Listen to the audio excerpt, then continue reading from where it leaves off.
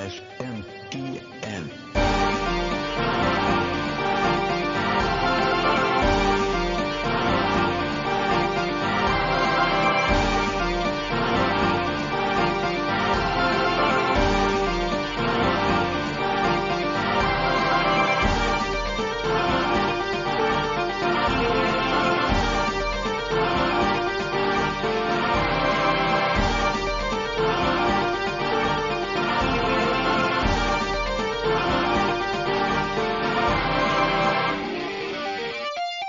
How's it going, everybody, and welcome to Shin Megami Tensei Network. Link, I don't know, I'm uploading these out of order, so just whatever number you see, it really doesn't matter. It's up in the hundreds. I'm your host, Spencer Presley, and joining me today is a very special guest all the way from, I don't know, what's the weather in California? Because I can't say sunny anymore. Well, it's complicated because I live in Daly City, which is it's foggy all the time, and we just got over having our smoke-filled skies. But it'll be sunny today. It's sunny California here for now. So, sunny with an asterisk, California. Michael Higham from GameSpot, thank you so much for coming on here. Yeah, man, I appreciate you having me on because, like I said earlier before the call, like, if you want to talk SMT, you want to talk Persona, you're doing me favors, man. Well, as you know, the video game industry, especially for mainstream video game press, everybody loves Atlas games. No one has any problems with any of them, and it's just like full of fandom no matter where you look.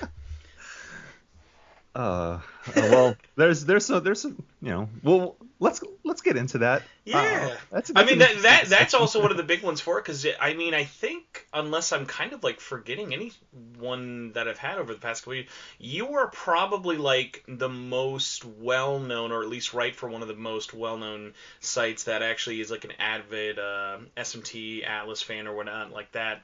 And I guess, like, for starters, in case like anyone doesn't really know who you are or whatever, like, what is your history, if not like with Atlas, with like Persona or SMT, whichever one kind of came first? Like, how did you get here?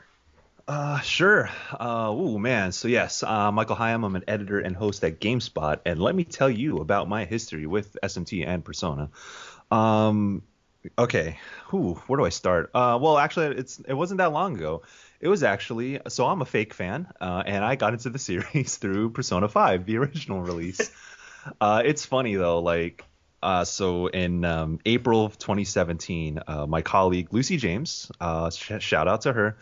Um, she's one of the bosses, one of the greats at GameSpot, a great friend. She reviewed the original Persona 5 release, and I remember editing her review before release. I think this was in March because the embargo was well ahead of time, and I was like, "Damn, this game sounds dope." And I had always been an RPG boy.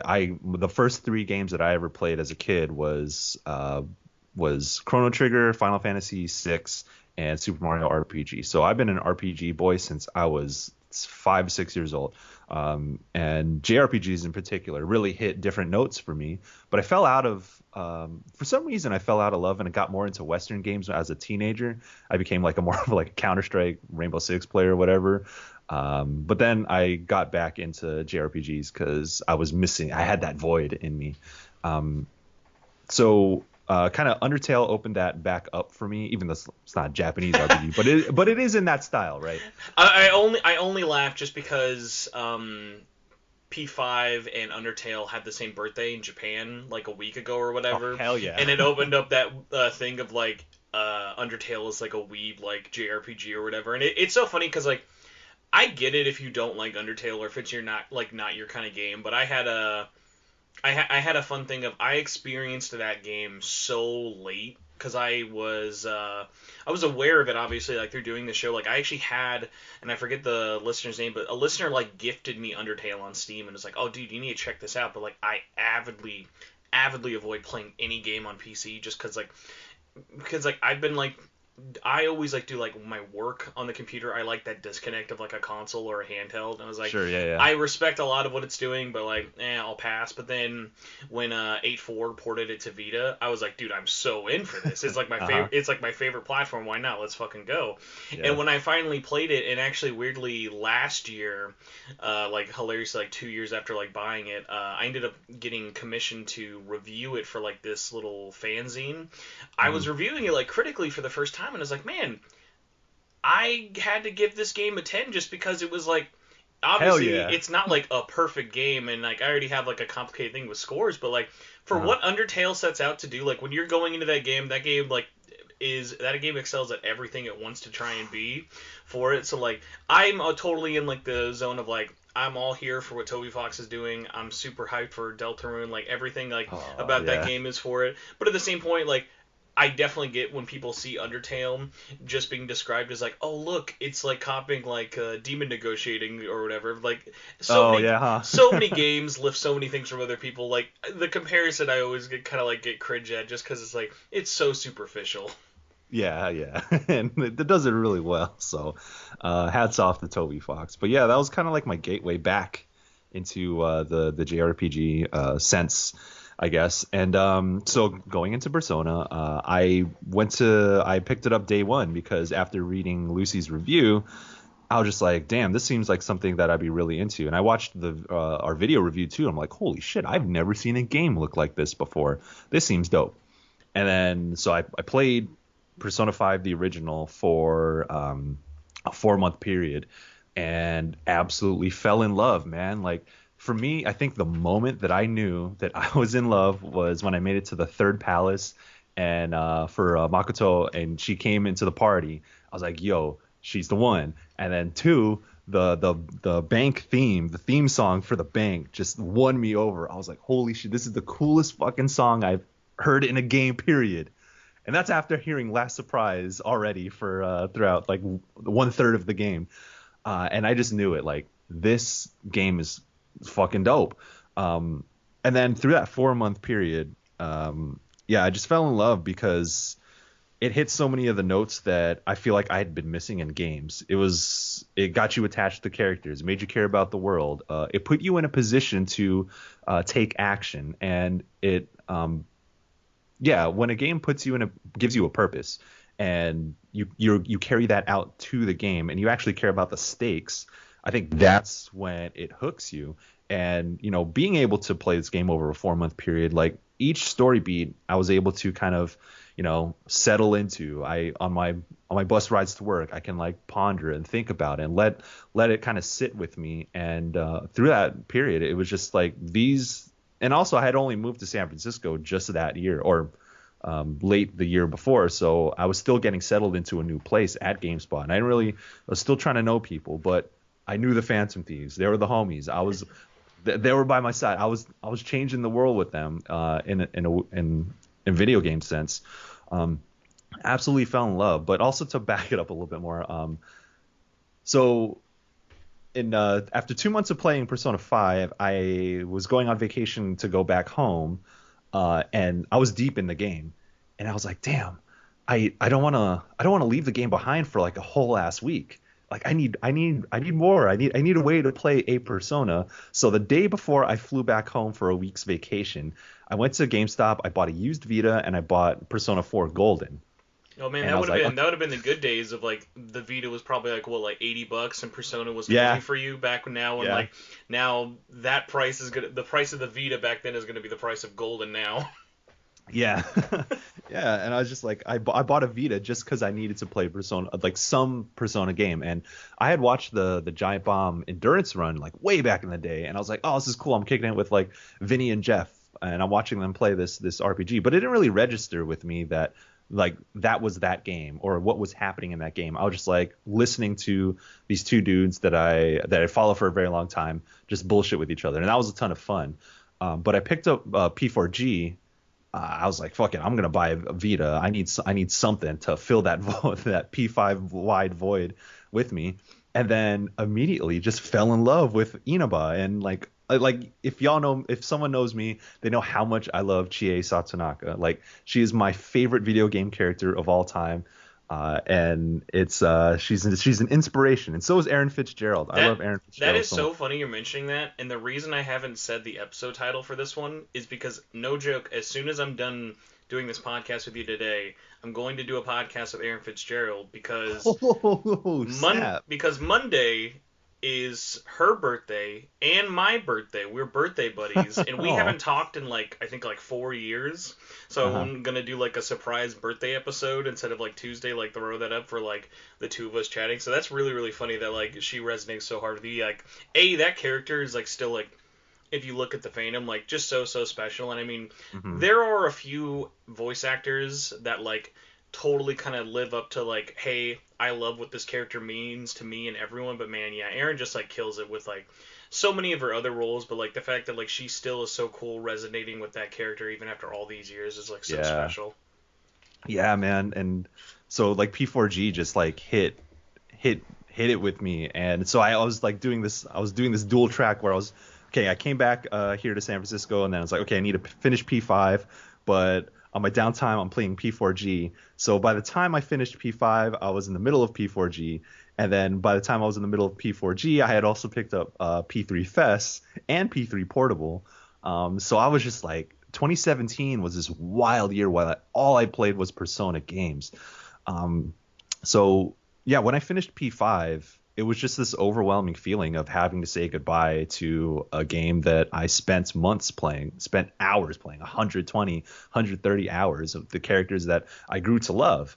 And that was an overwhelming feeling. I don't know, like, I think the closest thing before that was, well, Mass Effect 3, the Citadel DLC was kind of like that, where okay, this is our last ride together with all these characters I grew to love. That was wild.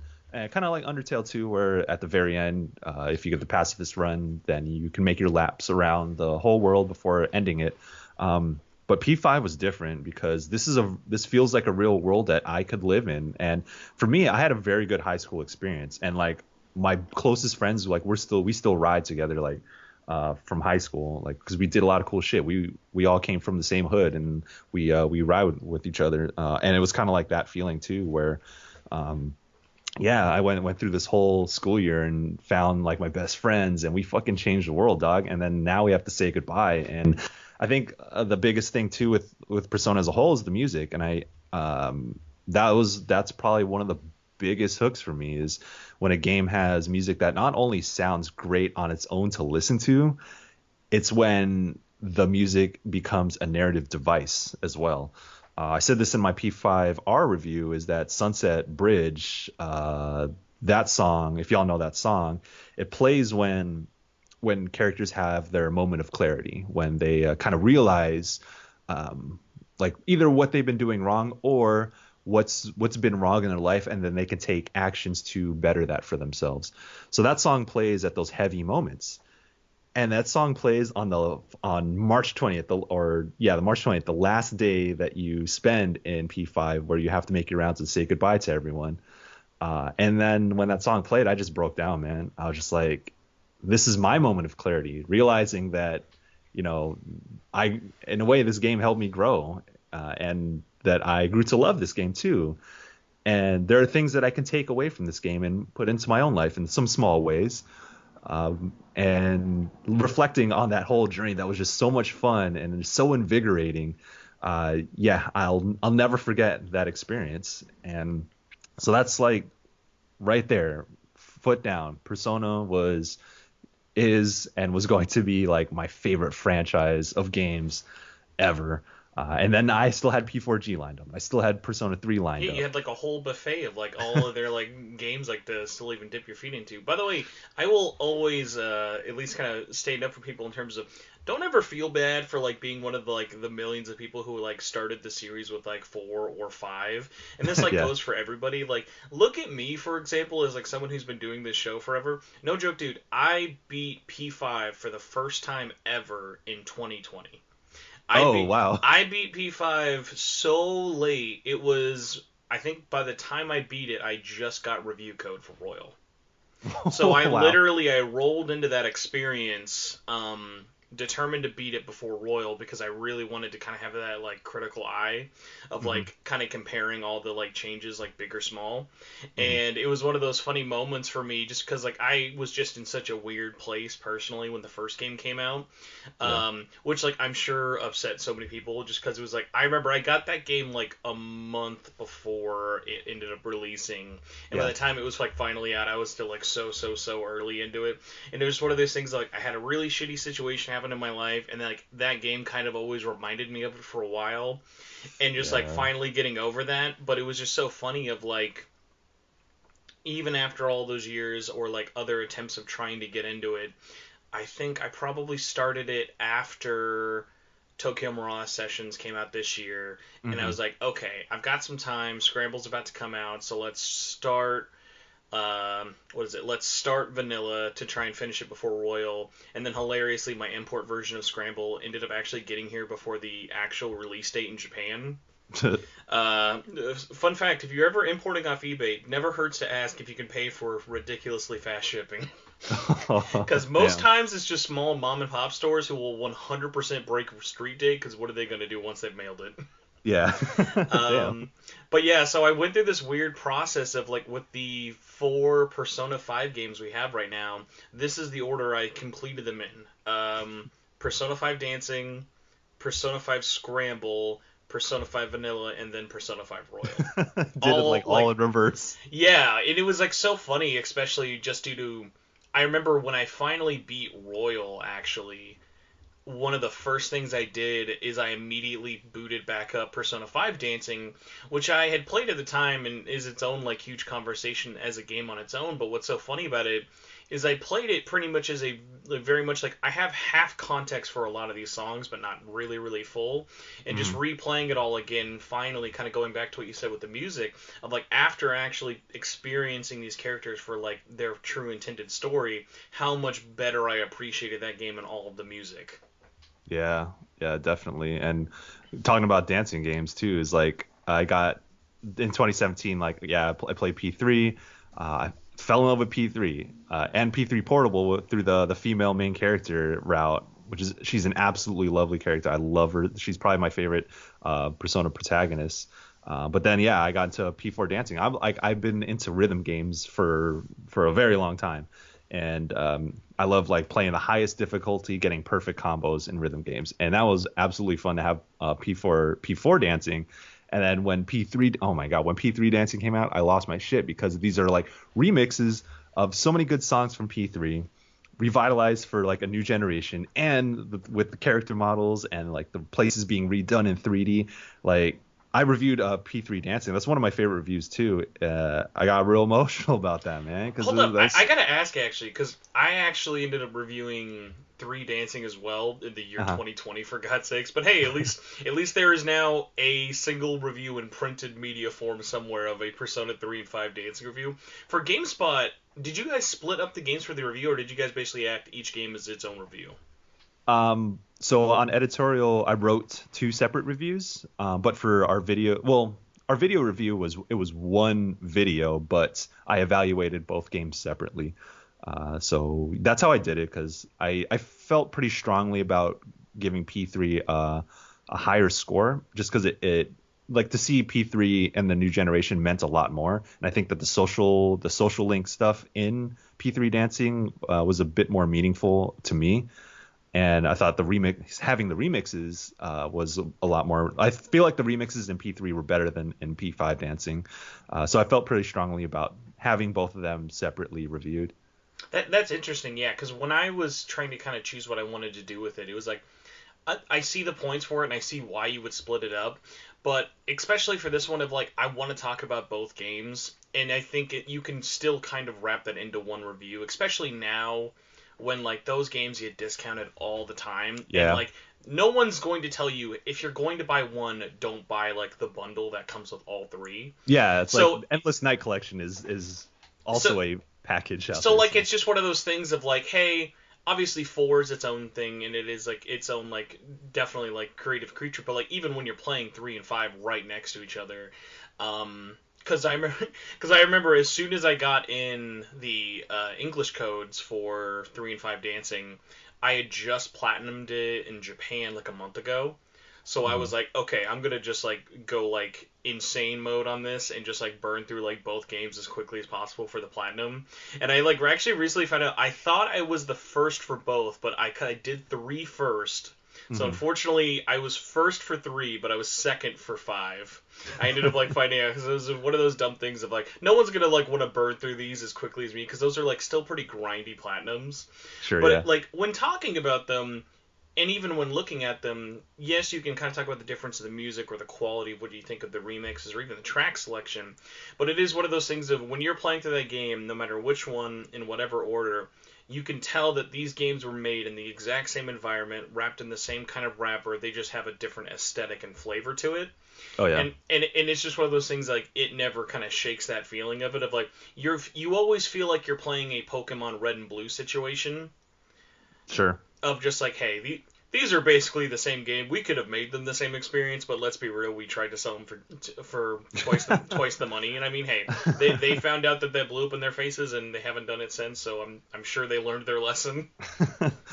Yeah, but I do love those dancing games, man. They're a ton of fun just because the music's great, and I do like the rhythm system that's integrated into them.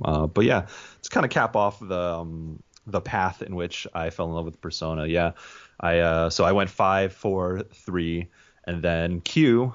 To cap off 2017, I played Persona Q, and I absolutely love Persona Q. It was just like the most uh, it was a very uplifting experience, man, because that whole soundtrack itself is absolutely wonderful. And then That entire duology, Q2 as well, just have Q insane soundtracks.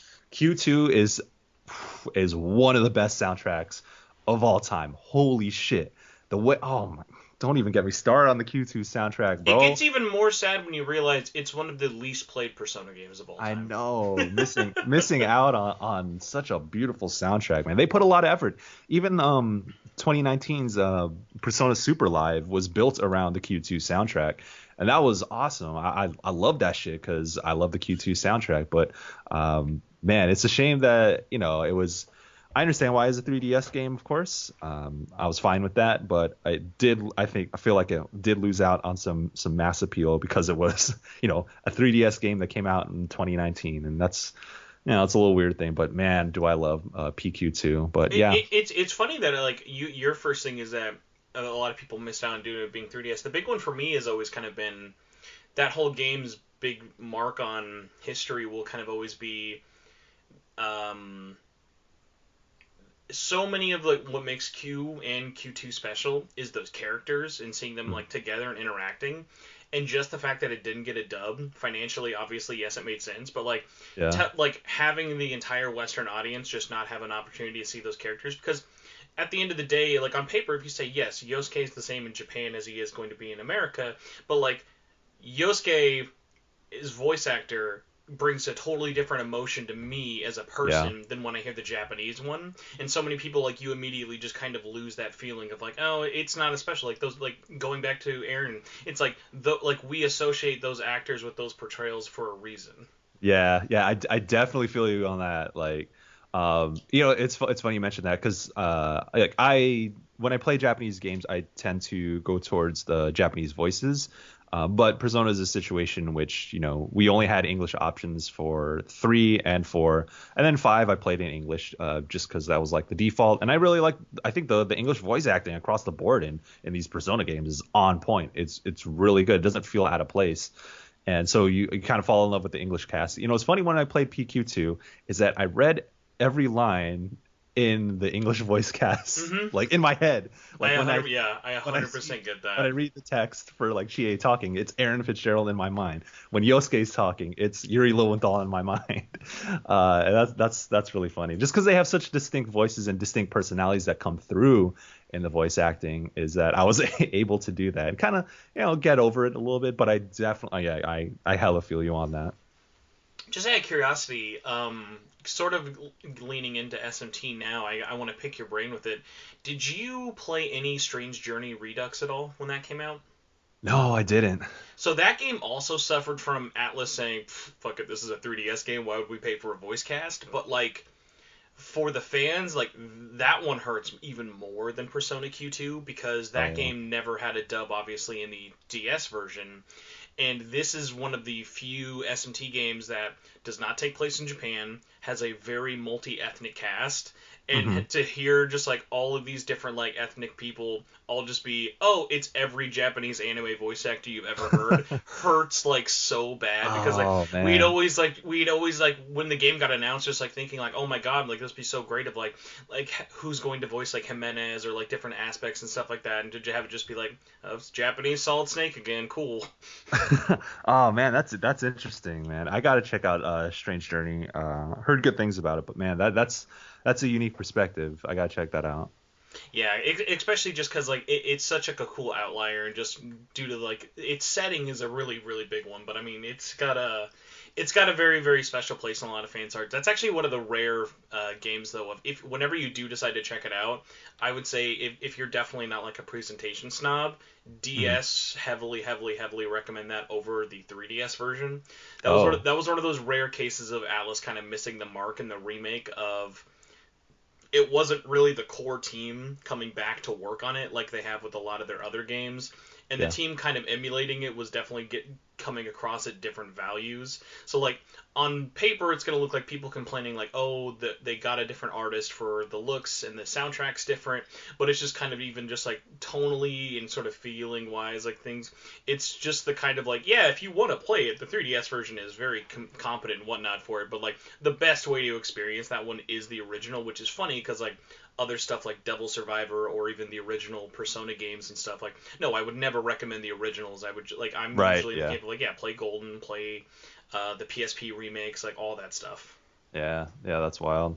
Yeah. I guess to cap off my Persona journey, I'll say this is that um, yeah, I can't really think back to what life was like before Persona. Like it permeates my thoughts every day, man. Like it's that kind of game because it's such a strongly social experience, and like in each situation you are enacting change in a different way. So it's kind of like you're invested in the stakes, you're invested in the characters. The soundtrack drives you into that world. Make like you want to listen to the soundtrack, and through listening to those songs, you never forget the moments in those games. So um, yeah, it's like it's been about 3.5 years since I first experienced Persona myself, and I swear, man, every day it's like I have Persona related tattoos. My background is Persona. My phone backgrounds are usually Persona related. I have Persona posters. And like anytime there's news on like Persona Central, or if Atlas has something new to announce, I'm rubbing my hands like Birdman and shit. Like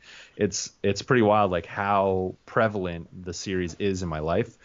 Last thing I'll say is that through falling in love with the series in such a strong fashion, I've also become a lot more critical of it as well, because I want, you know, I love Persona and I want it to be better in very specific ways. I don't know if we want to get into that, but Hey the man, more. let's get into it. Why not? We got nothing but time.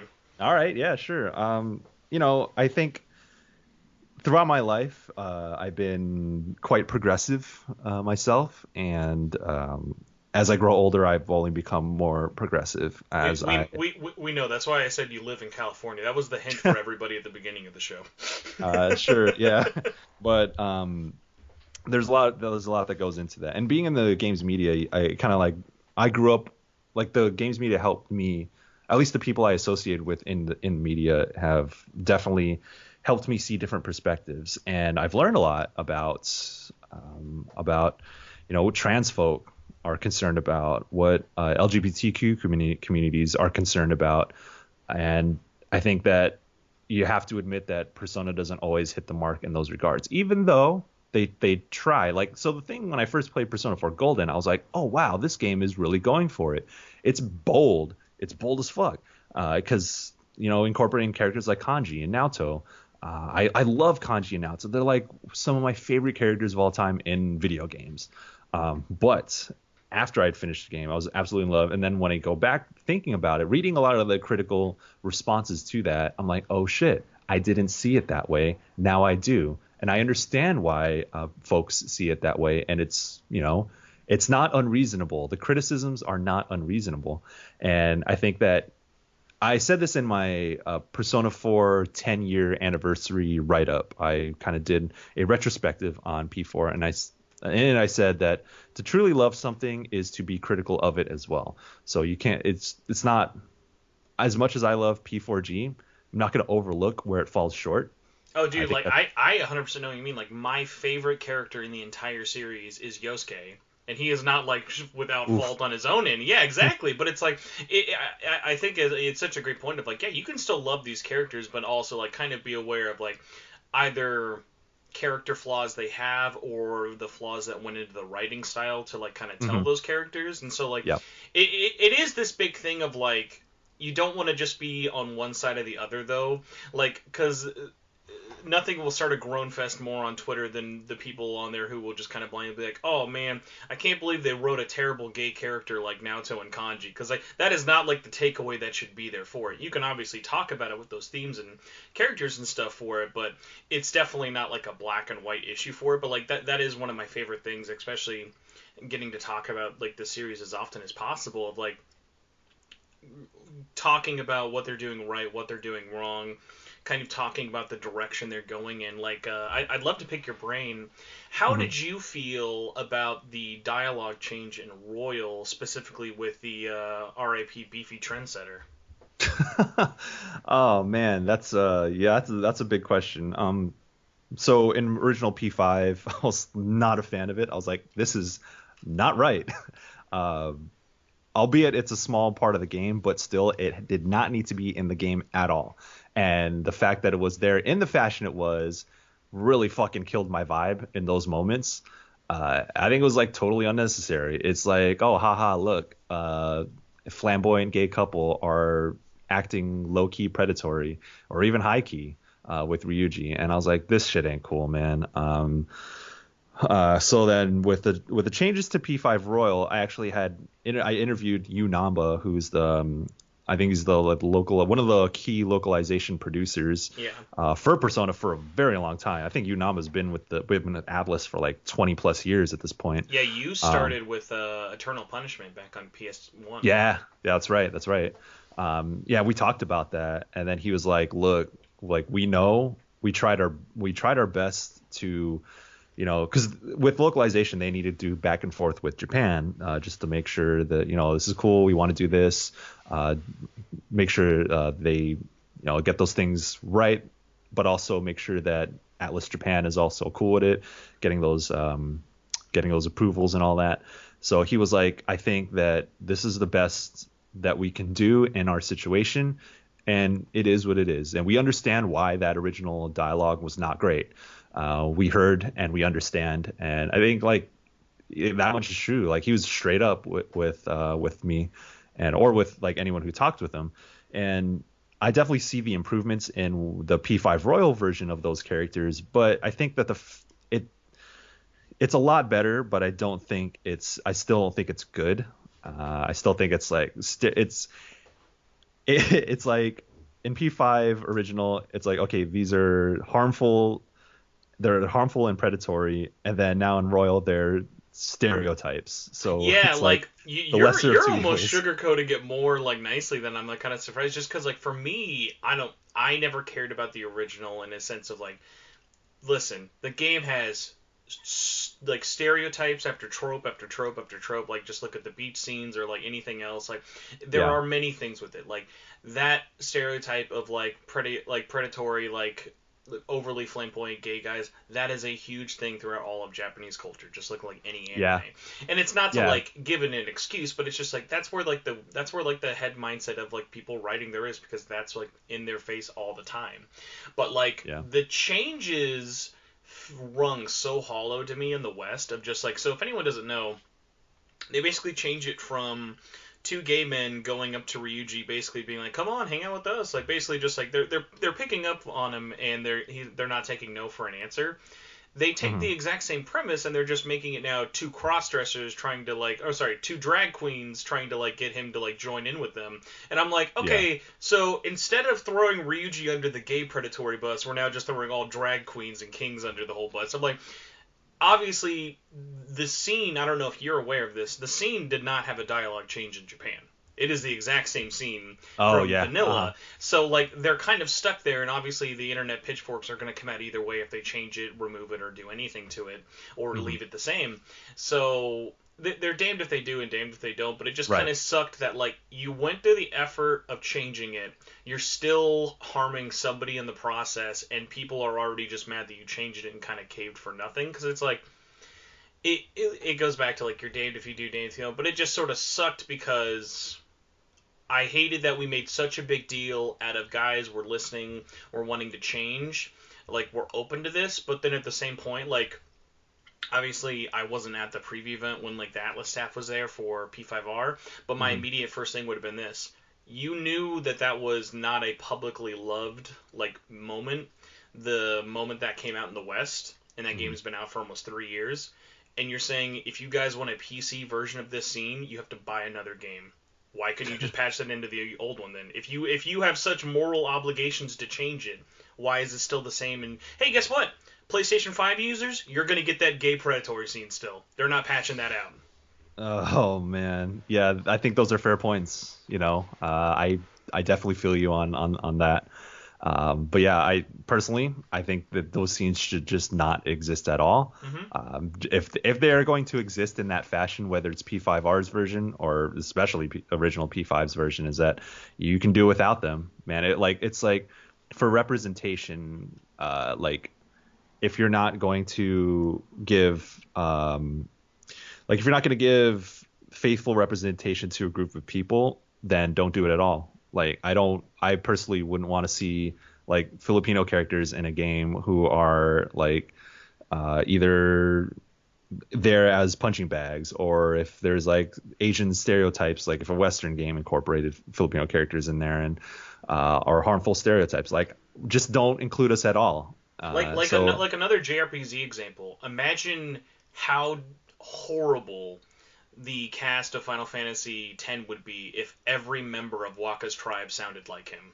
They'd be like, "Oh, dude, come on!" But having one character like that's fine. Obviously, like you're giving them like traits for it. But it's like, because I remember one of the big things when 10 was coming out for me were like a lot of my friends from like South Asia being like, "Oh my God, like look at all this stuff that's like very clearly inspired from our heritage," and they were super excited about that.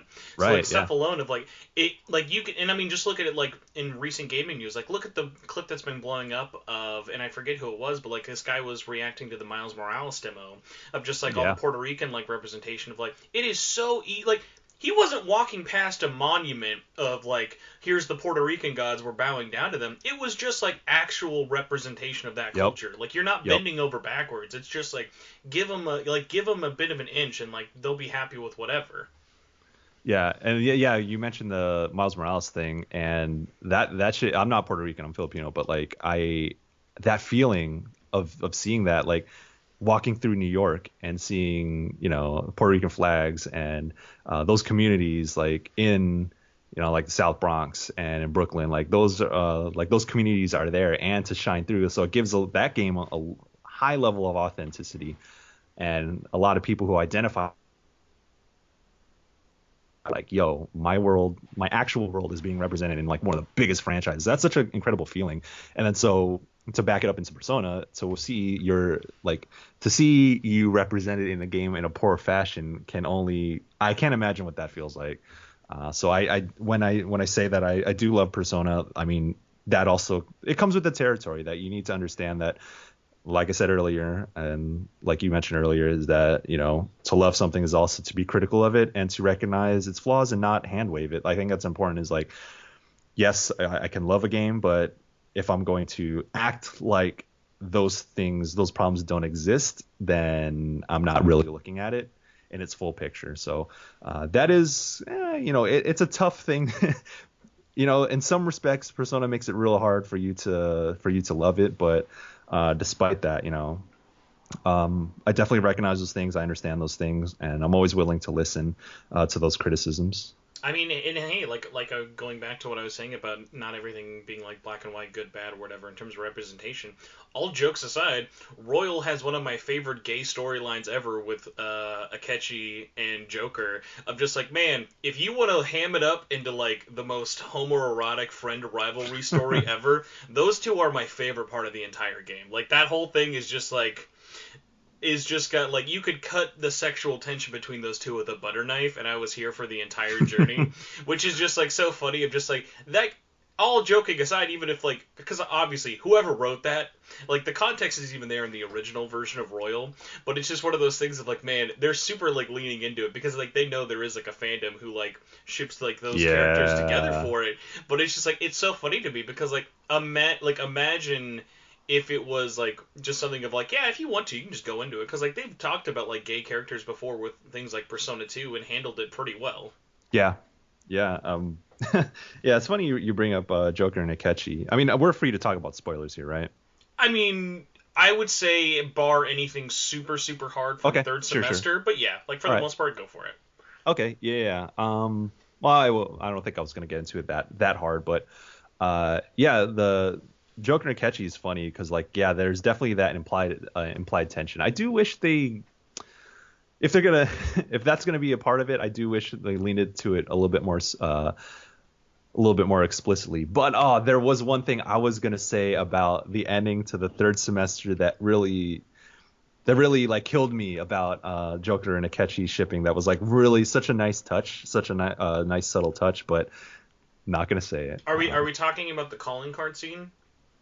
No. I'm talking about what I'm thinking of is the end credits of the alternate ending. Oh yes, oh yeah, Yeah, that's its own it little was thing for it it. was yeah. I won't say what it is, but yeah, it's a little thing. But I was like, yeah, that's it's really sweet.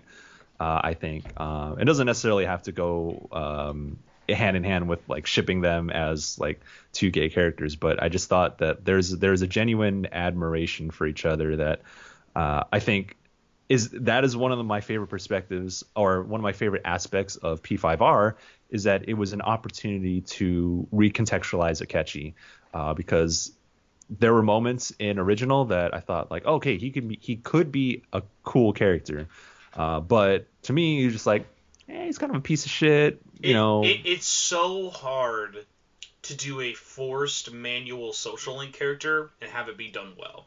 Like if you Yeah, look at Morgana and especially Sai, like as a character, I have nothing against Sai. Sai has one of the worst storylines of the entire game. Of like, I've always been in the camp of I think the flashback mechanic is one of the worst storytelling things that game uses. Like if they took out when they made Royal, if they took out the flashback mechanic, no one would miss it. Because like yeah, yeah, that flashback mechanic not only interrupts the flow so often, but also spoils the game for no reason so many times. yeah. It's like, okay, so your fourth investigation, you investigated this person. Like, oh, well, you told me before we actually got there.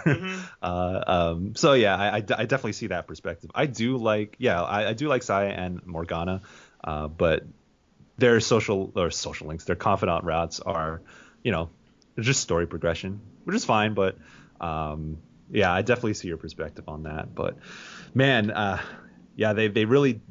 One of the best things about P5R is that opportunity to redo Akechi because man, he becomes uh like he's an important character in original, of course, and I didn't really like him all that much, but I definitely see what purpose he served in the broader context. But in P5R, I'm like, oh shit, he's actually like I'm feeling it. Like I still think he's a piece of shit, but he's an important piece of shit, and he's actually kind of, I wouldn't say like not redeemable. Oh Like yeah, I so, yeah, love that they never tried to justify him with this added yes, story. It just gives yes, you more layers. It's like a good example of I would say like in vanilla, it's probably a really bad implication in terms of like even if you don't care about the character at all, he just keeps popping up manually throughout the story. Sorry, automatically, and then hmm at the end, it kind of gives you this moment of just like, okay, he's redeemed, I guess. And then it's like, I did nothing. I didn't want any of this. Like it seemed so weird. And like yeah, I don't know if you watched the Persona 5 anime, but I finally like watched it with the dub finally releasing last month.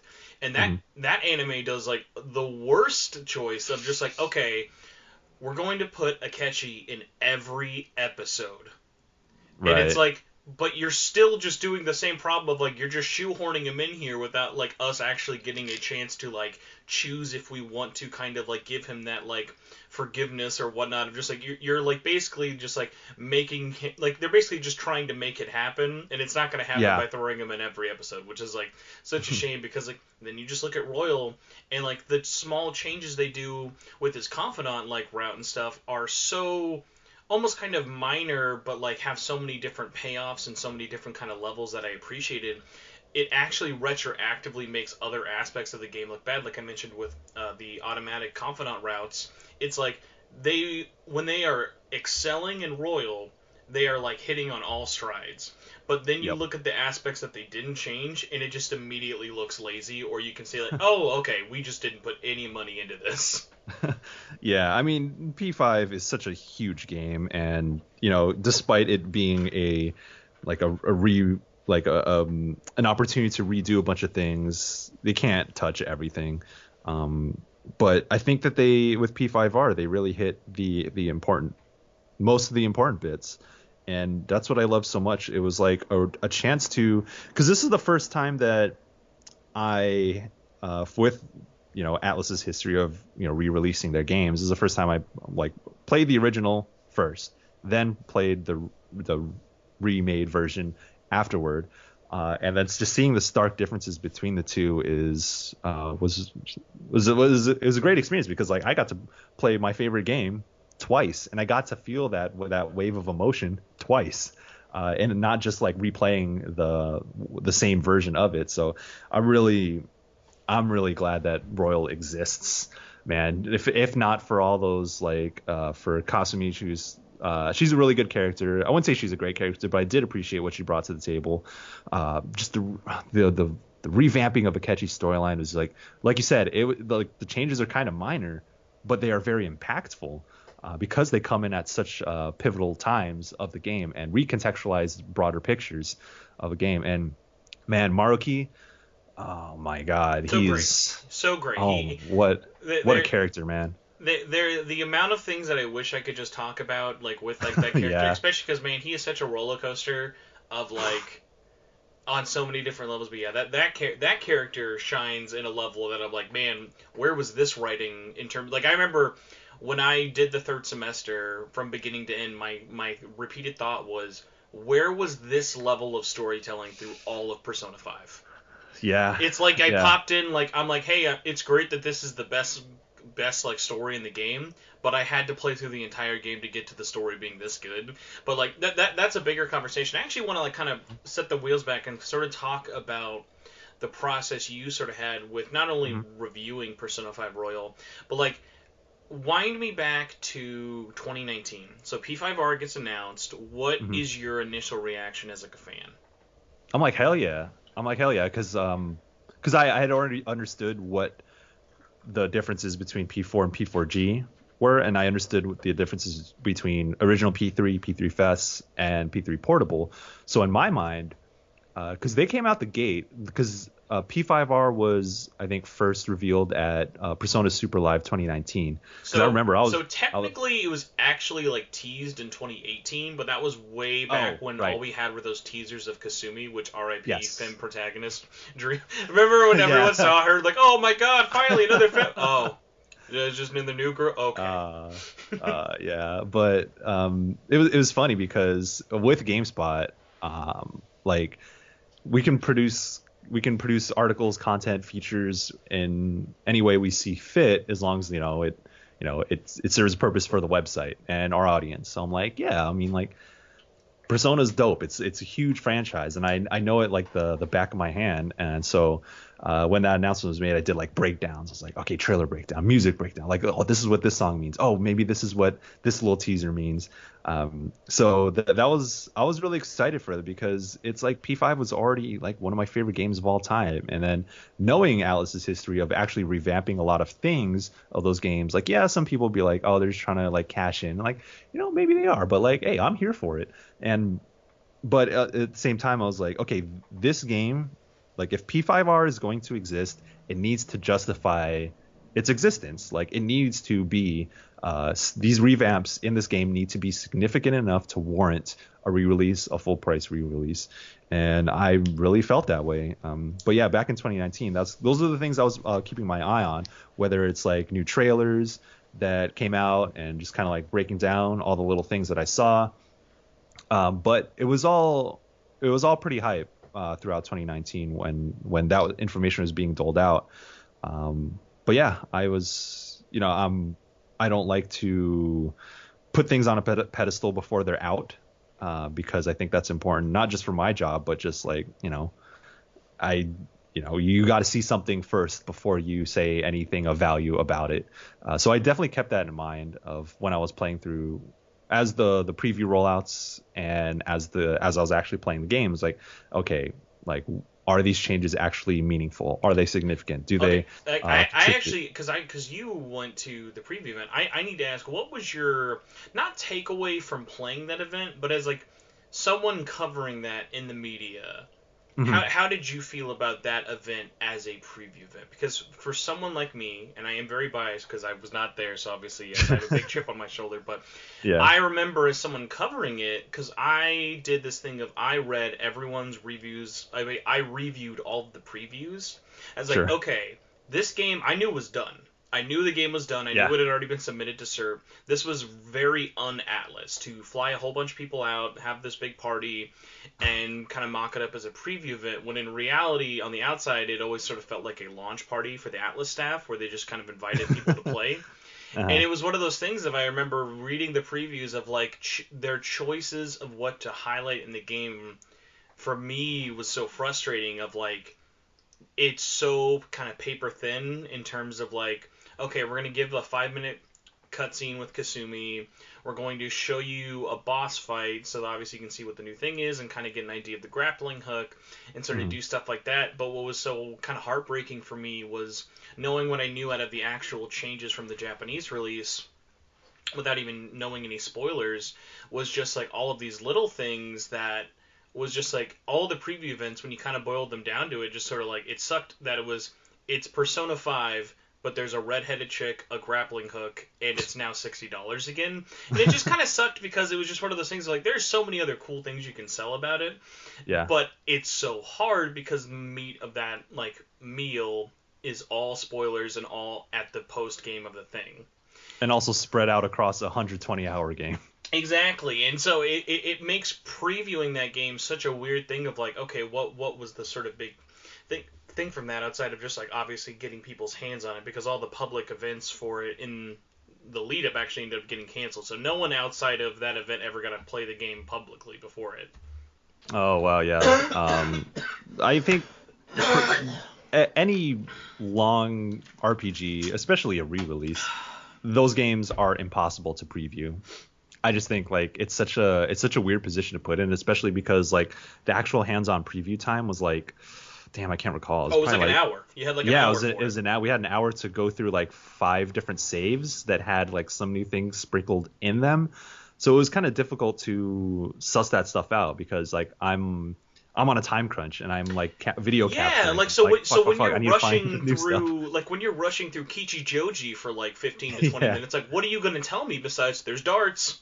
Yeah, and it's funny because like like I said earlier, every bit of information that came out of Japan in the preview process there, like I analyzed within itself. So I didn't see anything new. It was just kind of like, okay, I actually got hands on with it for a couple minutes. So it was weird. Props to them for putting the event together itself. Because that it was pretty extravagant, but at the same time, like, it's funny as I spend more time in games media and go to a lot of preview events, I really appreciate events that are very straightforward. Yes. And I think that, yes. I can totally attest to it because on the outset, it's like, it's a cool thing of like, look, we're in Kamoshida's palace and we're theming all these things for it. But like in terms of like actually kind of doing your job, which is really why you're supposed to be there, it just does nothing but just like, okay, can we just kind of like, can you like get me in my hands on the controller, please, or talk to somebody? Yeah, because I need to come back to the office and be like, okay, I saw this, we need to produce this content, I need to do this write up, we can break this story out because I think this particular thing's a big deal. So yeah, that's kind of like the things I have to think about when I attend preview events. So when actual hands-on time is limited, and you kind of think of, oh, it's geared towards other things around this preview event, it does kind of make the job a little bit harder. And like here, working from home, preview events like through cloud gaming as like a side thing, has been actually like really helpful. Like I can get up and it's like, oh, okay, I have an appointment at 11, so I'm going to open Parsec. Okay, I'm going to play this game for 3 hours. I'm going to offload the footage, and I'm already like, I don't need to fly anywhere. I don't need to like go through. I don't need to be in a waiting room. I don't need to wait for other demoists to be done. So in that regard, I think preview events around big games they're just hard to pull off. And I don't think like you said earlier that the P5R preview event, I don't know if it even did that game favors. Oh no, yeah, like it was one of those things of like no one was extra sold afterwards. Yeah. So that's why it was just kind of a weird thing of just like, okay, well, whatever. I mean, the game's gonna sell what it was gonna sell anyway. It was funny too because I remember before release, I kept making fun of the fact like, man, they are releasing this game at the worst time and they have like no real wiggle room in terms of what's going to be good or bad. Especially because at the time it was like, okay, it's going to be before Final Fantasy, but it's going to be like right before Cyberpunk, RIP. And it's just one of those things of like, if it wasn't for what happened like with the pandemic and quarantine with everybody, because that game literally came out right as everyone was going into lockdown.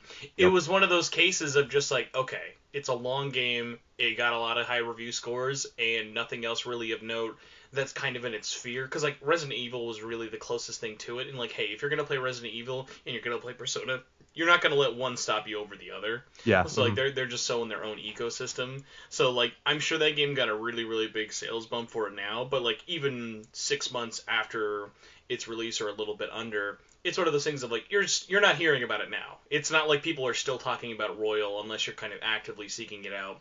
Whereas like with Persona 5, I felt like the entirety of 2017, which was so funny even in retrospective, the Switch coming out, it was just one of those things of like you just kept hearing about it like over and over and over. But obviously this year has been drowned out with so many other things, a bit of information, and at the end of the day, it is still a re-release. So that's always going to be a harder thing to kind of keep relative in like people's minds in a fandom. Of course, yeah, I feel you on that. But like for you, so I don't know if you got like codes after like because I know the first wave of codes kind of went out like ironically like a week after that preview event. So like so, man, again, nothing annoys me more like being at a preview event when you know the game is done. And it's like, dude, you could have just given me this game. Why am I playing this? Yeah. But like, the only time that's acceptable is like with fighting games, because like with a fighting game, it's like whatever, it doesn't really matter. But with like RPGs, it's like, what are you doing here? Like, I need whatever lead time I could possibly get because this game is long. Oh my god, yeah, that's just like RPGs. It's such like a losing battle with it. But yeah, so you had just a little bit over a month in terms of like review time for it. So for you, what was that whole kind of process like in terms of not only you playing it again as a fan, but now going through this, reviewing it for the first time, but knowing that like obviously Lucy's review was like I think it was like a 9. Yeah. So like, what was that sort of headspace for you going into the review? Like I said earlier, I think that my perspective going into it was like, well, it's Persona 5. I know that I love Persona 5, like that's no secret. But I really kept it in my head that how is this game justifying a re-release, and kind of doing this mental calculation of, okay, this is what P4G did, this is what P3 Fest brought to the table. Is it going to match that level of significant change? Is it going to go further? Are these new elements, these new story elements that are in the original kind of like first and second semester of the story, how are they going to pay off? Is it worth investing another 100 hours to see what the added on 20 hours are going to be? So these were all things of like that I was thinking about, and like all the new combat elements and the changes to the palaces, those are all like well and good. Like those, I thought they were all sensible changes that made the experience better. But I don't think that alone isn't enough to justify a re-release. So that really lies in the new story content and the new characters. And yeah, those are notes I was definitely taking with that, because I was like, okay, Kasumi is obviously like that she's been pushed hard. She's in terms of, pitching P5R to the public, and throughout a lot of the game she was very much a side character. So I was very worried that she was going to be an afterthought, and that would have really killed my vibe. Oh yeah, because I remember when I got my hands on that game, I don't know how you felt when I saw that she had 5 confidant ranks. I was like, oh Yeah. no. I was like, no. Because I already knew. Excuse me. I already knew at that point you don't play as her till the very end, and I was like, oh, this is okay. You got a really thin margin of telling a good story here. Yeah, that's exactly what I was thinking. Like, oh, please don't. I hope she's not just like some tacked on character just to like put on the cover, just because you want like cute anime girls on the cover of your game. So yeah, I was really critical of those things going into it. Because it's just like you're gonna ask people to play another 100 hours. And also Marky, like I really loved him throughout the game, but I mean, he was throughout that process, he was one of my favorite confidants throughout the entire like original run of that game with P5R. But I was like, okay, what's that going to lead up to? How does he integrate into the larger picture? So yeah, in the review process, of course, I don't start writing or forming critical, or like I don't start with the writing process until you're done with the game. Of course, you take notes and you kind of I go to sleep at night thinking about the game, of course. But man, when you hit the third semester, it's kind of like, I was like, oh, okay, this is what I've been working towards the entire time. Now this is the opportunity for the game for it all to pay off. And without saying any like story specific stuff as it relates to Maruki and Kasumi, man, I feel like the third semester was just so, I don't want to say perfect, but so I was literally pure. just about to say, like, it's perfection of, like, what it's going after.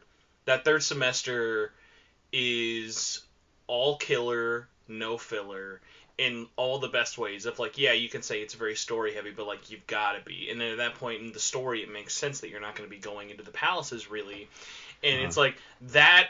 It's so funny of, like, when you look at it, it's, like, you're basically playing a little over a month. Because when they pitched the third semester, we all kind of thought, okay, it's going to be like they're going to really flesh out those 3 months after Christmas. But in reality, like, it goes at a really great pace because, like, they don't mess around with it. Like, really, for me, one of the few things that, like, I thought, and there are so many things we can get into spoiler-wise, but we don't really, like, have to in case anyone hasn't played it. But, like, the only real case of third semester story that I thought was an actual letdown was in the sense of... I guess there's actually 2. The third Persona Awakenings, I felt like took way too long and were all the equivalent of a, please come to my room. Okay, sure. Are you mad at me? Okay, we're going to do this for like 9 more times. Like, like that one was obviously very much like, okay, we could have found a little bit of a more elegant way to do that, even though I love the third Evolutions. And the other one was, I think the concept of Human Morgana is actually portrayed in a really awesome and interesting way. And the fact that once that is undone, it is basically never happened and no one talks about it is really heartbreaking when all the other cast kind of do about that situation. Oh, right, yeah. Because, like, there's a big story thing that happens right at the beginning of the third semester that basically just turns the story into oh shit mode. And it's, like, one of my favorite parts, especially of how strong that start is. Which, in retrospect, is really funny because I don't know how you felt, but when you finished the last palace in Memento's Depths... what was your headspace going into the third semester? You're talking about the eighth final palace where you like attack and dethrone God. Exactly. Right? Yeah. Okay. Yeah. I was kind of like, well, I was thinking about, okay, like this.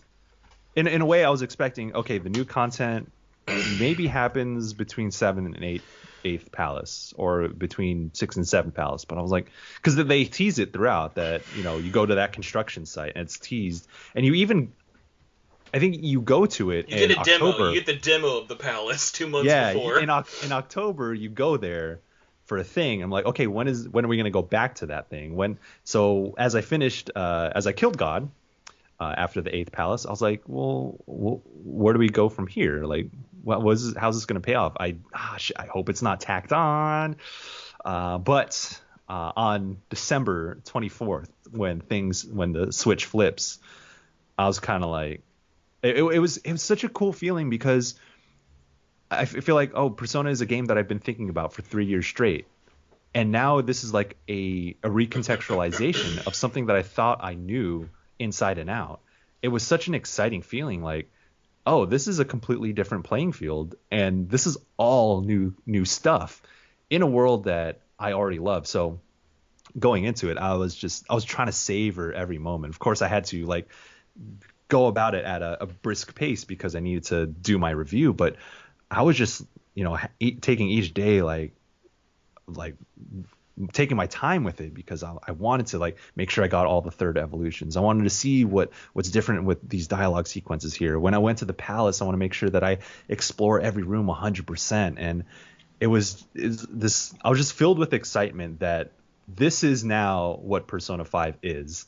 Like, this is part of its legacy now. And the way in which, and obviously, I think folks know that, I won't say how, but Maruki is the way in which he's used, because he's such a heartfelt, such an important character throughout the game, and I love his tone, his attitude, and to have that as an integral part for the new content, and how that is actually further explained within the palace, because it's not just like, okay, you need to get to the new save point, get to the next save point, make sure I get to the boss, or I get to the treasure so I can get the calling card.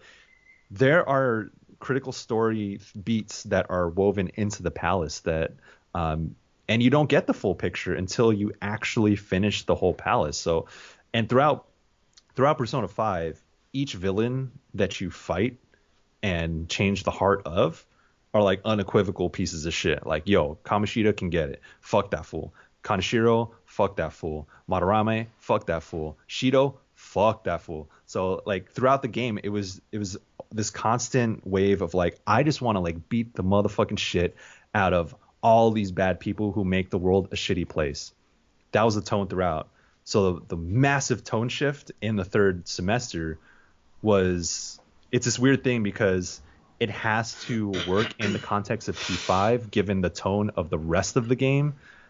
But in weaving those story bits throughout the original run and then having them paid off in full in that third semester made that work, because if you don't do that work in the original run, then the third semester doesn't really hit or land or make that much sense. So the fact that they were able to kind of tease and work those themes into the game throughout, and then do that flip the switch on you when you get there, I think it was very good storytelling, and I think it paid off and massively paid off. And I think it fit perfectly with the themes of P5. And in a way, it makes P5 itself multi-dimensional in a way. It's not just like I identify and love with the fact that, you are taking down bad people and you're doing it in like hella nice style. Like you got all the fucking style in the world as you're making the world a better place. So the third semester, when it gets away from that, it's a massive payoff that works. And yeah, that was such a wonderful experience because it was such a different thing for the game and made me see the game in a new light. And it really hits those emotional notes with the characters because, you want to change the world, but now it's less about taking down evil, and now it's a clash of ideals that you don't necessarily you don't fully disagree with, but you see why it can't be that way. And then so that makes those fights, or the fight to get to the end, and then the final boss fight, such a emotionally complicated experience. And I think, that tug of war with yourself as you fight the final fight and then go through that final bit it's nothing we had ever seen in Persona, I think, because it's done so well, and it's like just very genuine. Like I'll say Maruki and you have just this different type of relationship that hasn't been portrayed in the series, I don't think.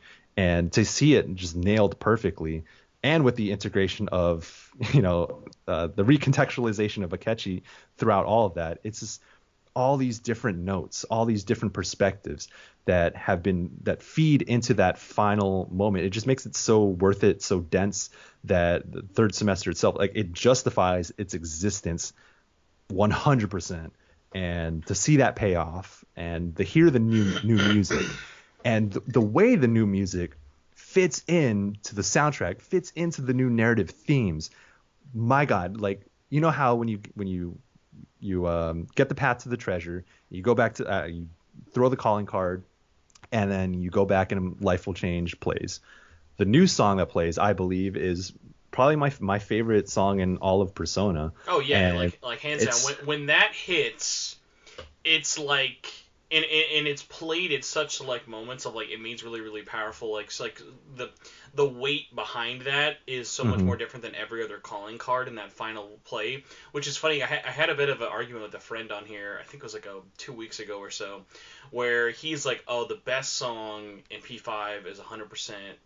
River in the Desert or whatever, and I'm like, that's a great song, but that song is used in like 2 different palaces and has 2 totally different meanings, and it's like, it's overplayed too much to have its really like weight be appreciated, whereas like I believe is used so sparingly, and when it does, it hits on all notes where it has to.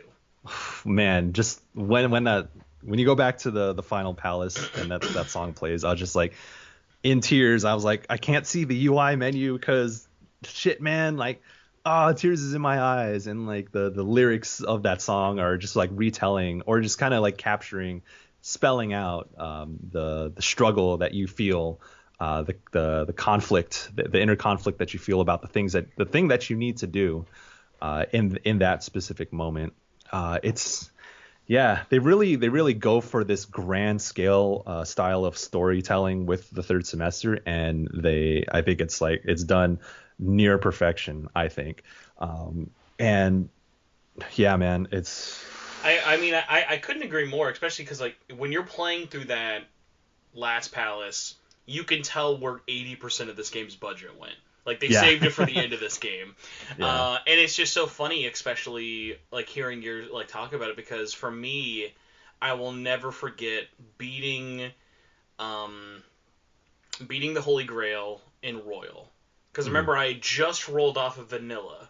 And what I didn't tell you about when I beat Vanilla is, even though I enjoyed the experience, I hate the last 2 bosses in Vanilla P5. I think Shido and the Holy Grail are such terrible palaces. They all have so many problems on their own. Shido is the same joke done 5 times, and there's never a punchline. Like, I remember when you are on the cruise and you make it to the Yakuza boss, who's like been like cleaning up and like giving your errors, because like everything else has been like, sign this letter, yes I will, just kidding, here's a boss fight. And then when they finally got to the really big tough Yakuza boss guy, I'm like, okay, clearly they're going to see how funny this would be if he just gives it up as no problem letting you pass. And the fact that it was the same thing was just like, oh my god, like, why was this not just like the Akechi scene and then the Shido boss fight? Like, the whole idea of his palace, especially coming after the casino, was just like such a disappointment. And his boss fight is fine, but I'm amazed I never got spoiled. Like, he's literally just like Family Dollar Senator Armstrong from Metal Gear Rising. So that kind of takes it out of it once you've experienced the superior version.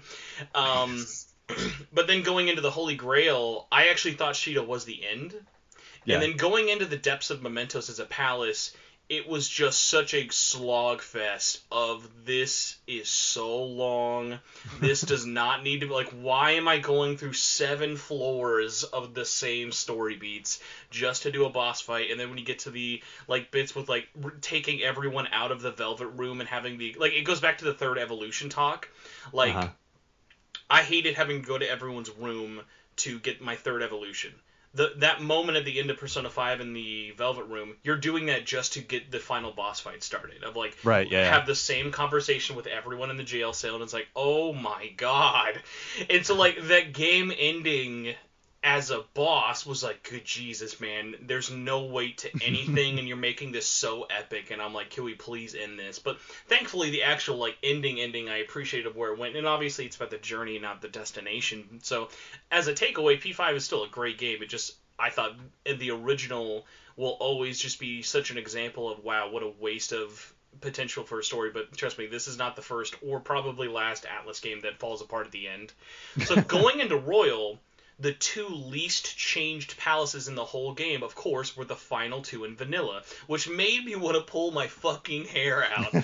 So, like, Shido has almost no major changes outside of the mouse puzzles, which I guess was appreciated in terms of making them less hard, but I kind of missed how complex those were. Sure. Still the same thing with getting signatures. JK, okay, fight a boss, now get more signatures. And Shido having that extra phase was okay, but it never really felt of any consequence like the other editions. Like I remember seeing Robot or Cognition Haru like hit me so hard. I was like, this is a great addition to a boss fight. Like that's a really interesting aspect the game doesn't touch upon. And then going into Depths of Mementos, where literally it is a giant middle finger for like 10 hours in front of my face of the palace is unchanged. The boss fights are all unchanged. The story has nothing new. And to make that even more of an insult, remember, at this point, before Shido, you have found out that Kasumi is a phantom thief. They literally Poochie the dog her and go, listen, I know you're a phantom thief, but your ovaries are just not valuable yet. We need to weight them, and you need to just kind of hang out in the whatever anime zone girls hang out in the school, I guess. I don't know. Do you have a family? We'll find your dad out later. It doesn't matter. We gotta wait till the last semester, then you'll be useful. And so her not being available in those last two. Because obviously, if you had it on paper, you would want the new character available as soon as humanly possible. Cough, cough, especially if you're selling $30 of DLC with her. But the thing that like made it hit so hard in the like, wow, this really sucks, is because you know the only reason Kasumi isn't playable after she's revealed herself as a phantom thief is because they would have to reanimate all of those 2D cutscenes. Oh, sure, yeah. And so like little moments like that kind of kept adding up to me. When I finished on Christmas Day that boss fight, I remember I texted my friend Gnarly, and I texted him, I said, I just beat Vanilla P5 and Royal, and I fucking hate this game. I fucking hate this game, and I've already seen reviews at this point. Like I didn't finish. This was pre-release, but I had not. So all the 10s and stuff were out there. So I was like, y'all are like, man, y'all are tripping. We gotta have a conversation, guys. So going into the third semester, I remember as soon as I see Akechi, like as soon as that happens on Christmas Day, I stood up out of my chair and screamed. It was like 2 a.m, and I went, holy fuck. Shit. Because that meant shit was getting real, and they were doing something interesting with the story. And so it's funny, like, our reception of the last semester is totally identical, but me going into it, it was so down. Because think of all the things they had touted about changing and improving in Royal. They just stopped after Akubara. Right? And it just made it, like, so hard for me of just, like, think about it. The worst dungeon, in my opinion, is right before the end of the game with the best dungeon in the whole game. Like, it's just so polarizing, and it was just one of those things of just, like, it just sucks because I know the reason behind why I'm mad at these things, and it makes it a lot harder of, like, I know why these didn't change, and it, like, hurts a lot more. Like, going back to they were too cheap to animate new cutscenes. I don't know if you know this, so at the end of the first palace, Morgana is in cat form while they're still in the metaverse. Yeah. And they've and they even added more dialogue into Royal commenting on this. It's an error. Originally, Morgana was able to turn from cat to Morgana form and at whim. That cutscene was done 2.5 years before the game shipped in Japan. Mm-hmm. That cutscene, like, a lot of those cutscenes were done, but like pre final script, just because of like how much work it like goes into it and whatnot. And it's just one of those things of like, they re-released this game and still doubled down with a text message conversation in your phone to why this animation error is still here, but yet in every other adaptation of Persona 5, like with the manga, the anime, and the stage plays, they make it very clear, no, Cat Morgana can only be in the real world. And it's just one of those things of just like, man, it's amazing to me that, like, so we don't know the public budget of this game, but I don't know if you followed a lot of the development for this. The main P5 team, once they shipped the game, they rolled in immediately to start development on Project Refantasy. Mm-hmm, yeah. So, do you know who the dev team is behind Royal? I don't know. It's the dev team who made Golden. And this was easily their biggest project, because before then they've never really done a lot of HD work before. Uh-huh. So, and also before anyone corrects me, yes, I know Studio Zero did actually start Refantasy and Catherine Full Body at the same time, but you know what I mean. Yeah. So, the Golden team was working on Royal. This took them 4 years to make. Not because they were cranking out third semesters every month or so, because they were a very small team. Like, Royal doesn't even have the full Persona sound team.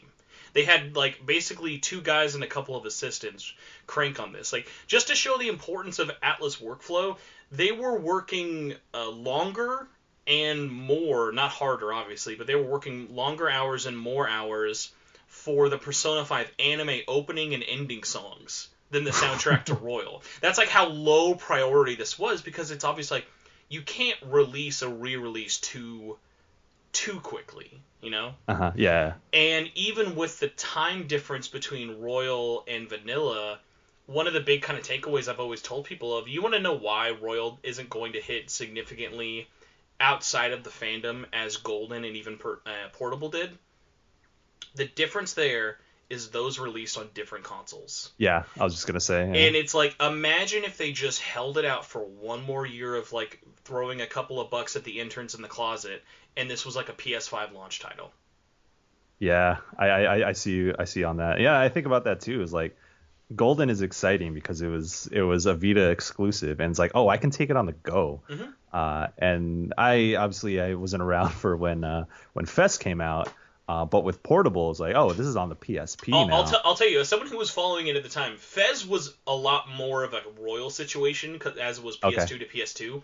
Yeah. Because of the price and because you could jump into the new content immediately and not have to replay it, it was a lot less timid in terms of, like, yes, people were like, hey, I just bought this a year ago, but games had done that a lot more at the time. But yeah, with Portable, it was like, Celebration was just playing on loop nonstop. Like, everyone was happy about that port happening. Yeah. That's a interesting perspective. Like, I try not to. Well, I follow the development process in terms of, like, new stuff that's being revealed and, like, who's on what project.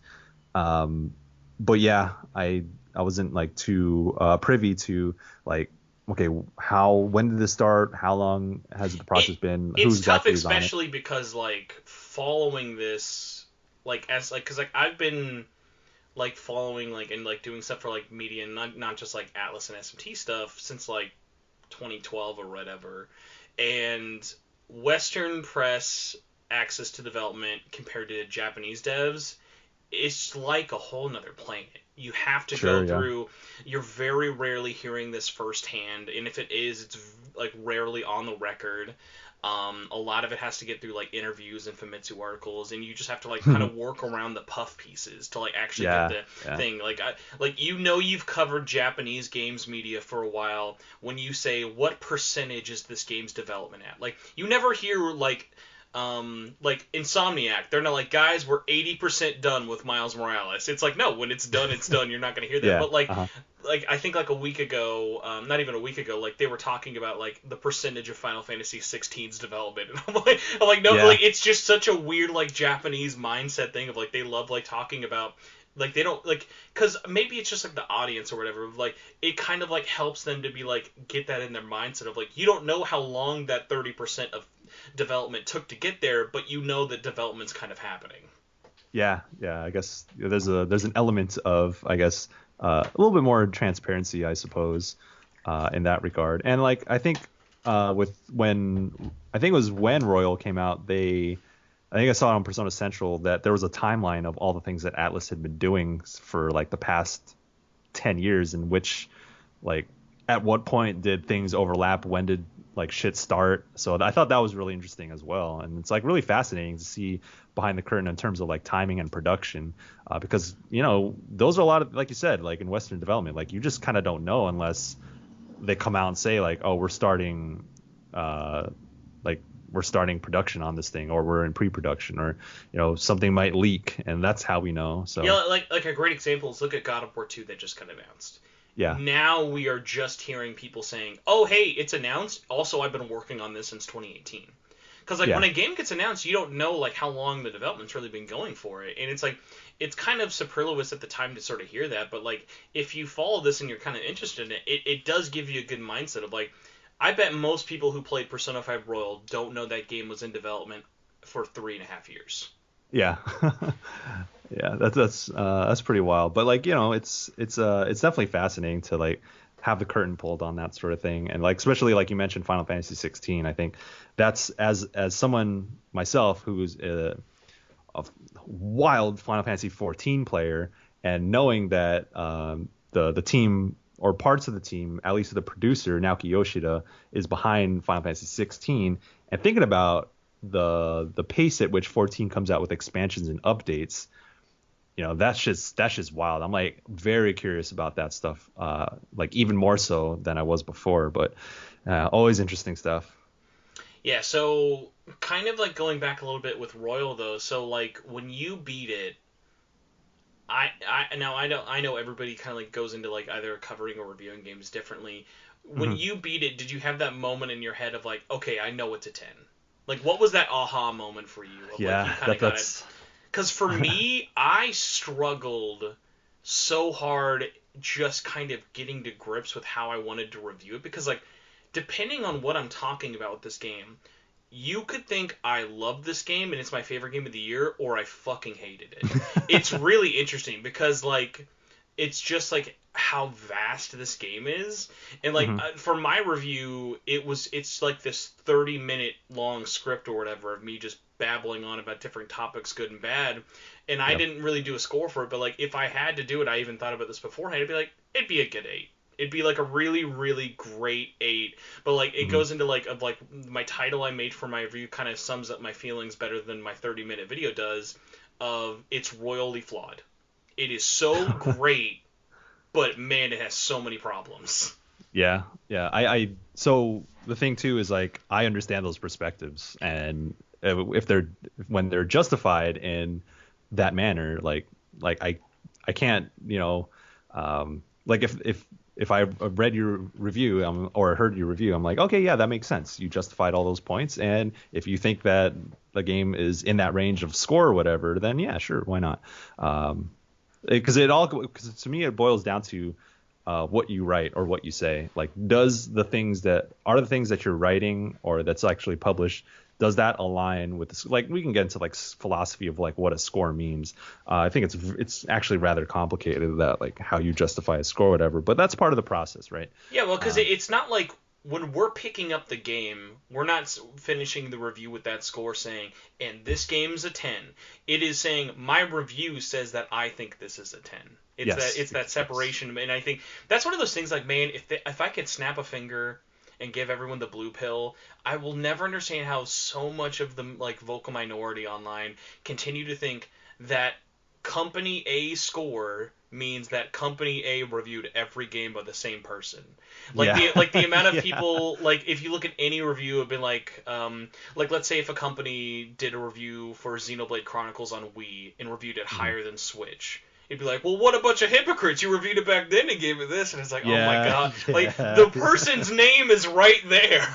Oh my God. Yeah, that's a whole nother can of worms, if you want to get into that. But yeah, I guess going back to what you mentioned, like at what point did I know how I definitively felt about the game? I really felt like so it also goes into what the reviewer values. Like, what do I value in a game as opposed to like what you value in a game? And I know that you mentioned that, you know, the fact that the seventh and eighth palace were pretty much the same as they were in P5, and you didn't really like that experience anyway. Like if that's a big factor in your view, by all means, like express that, factor that into your final conclusion about how you feel about the game, because that's you. And for me, I like my perspective was like, it's all about the emotional moments. Do those moments nail? Like, do they resonate with me? Because I think that's one of the biggest things that I value, especially in an RPG that's going for it. Because like Persona always goes for those big emotional conclusions, those connections. Do these connections matter, and do they add up? Is it worth seeing it through? So things like the flaws in Palace 7 and 8, they don't bother me as much as it does with you. That's just different reviewers valuing different things in the game. So for me, I put so much weight into what third semester offered, because I still enjoyed my time in Palace 7 and 8. I was just happy to be there. I was having fun playing it, and I was having fun seeing these story beats again.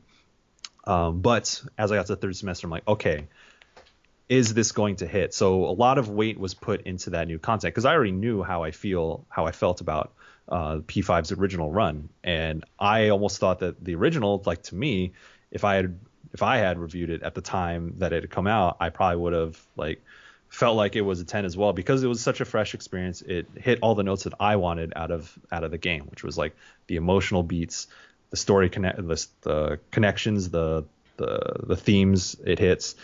So yeah, it's about valuing different things in games, because and like I put a lot of emphasis into music and the way soundtracks work. If you go through almost the majority of my reviews, is that I incorporate how the soundtrack feeds into the broader experience.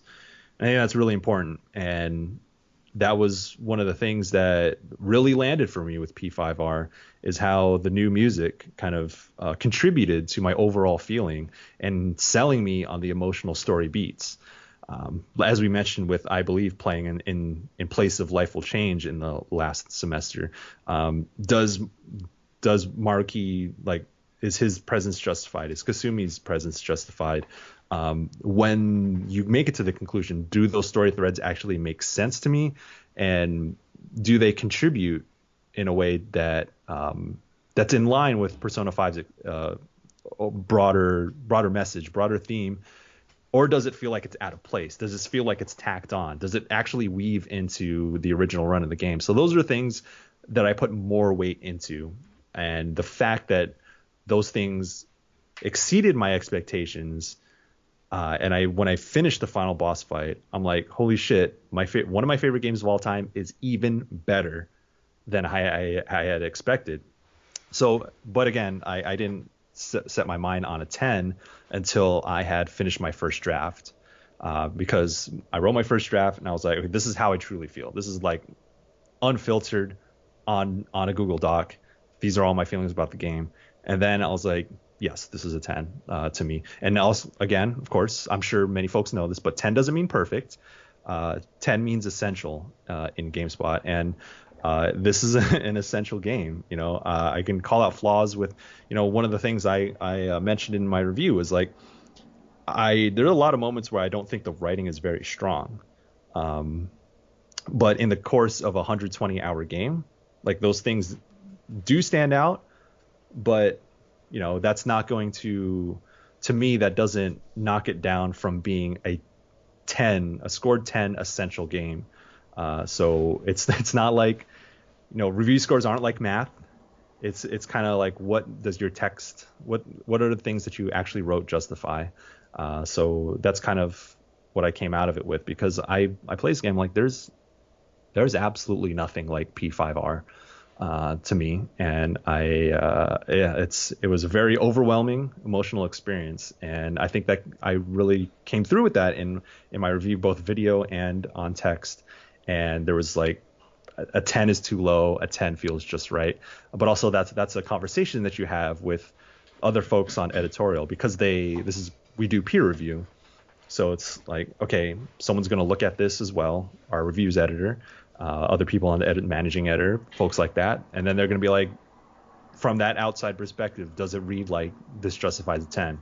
and folks were like, yeah, this is what this reads like.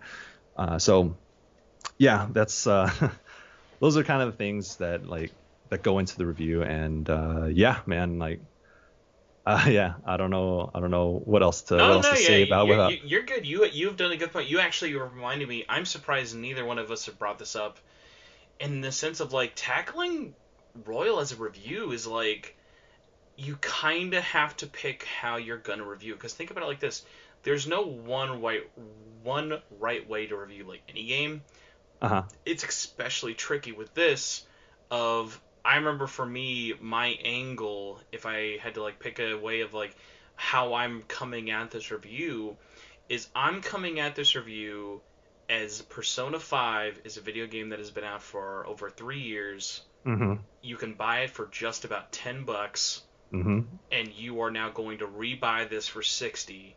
And how Yes. does these changes and stuff kind of take it? Whereas I remember me reading through your review and me even hearing this, like just hearing you now, you almost sort of feel like you were reviewing this in the sense of here is my review of Persona 5. Here is what I think of Persona 5 Royal as well, and kind of Yeah. wrapping that all up into one. Whereas like with mine, it kind of more takes that case of saying like, hey, you've played Persona 5. Persona 5 is very cheap and very available, and millions of you have Mm-hmm. played it. Should you dunk 60 into this right now? And so Yeah. like even looking at it like that, like those are two very like we're reviewing the same game, but it's like the perspectives can be any more different. Yeah, that's a really good point too. That yeah, I did review it as a whole game. I tried to weave in all of the new stuff. It's both essentially. I tried to go for both in the most eloquent fashion, and I'm very happy with how that turned out. But yeah, that's but your perspective doesn't like neither of our perspectives invalidate each other because Yeah, like no amount of tens are ever going to like kind of like make me feel like, oh man, I didn't like hit the man like nail the mark, because obviously everyone's kind of different and has their own different thing for it.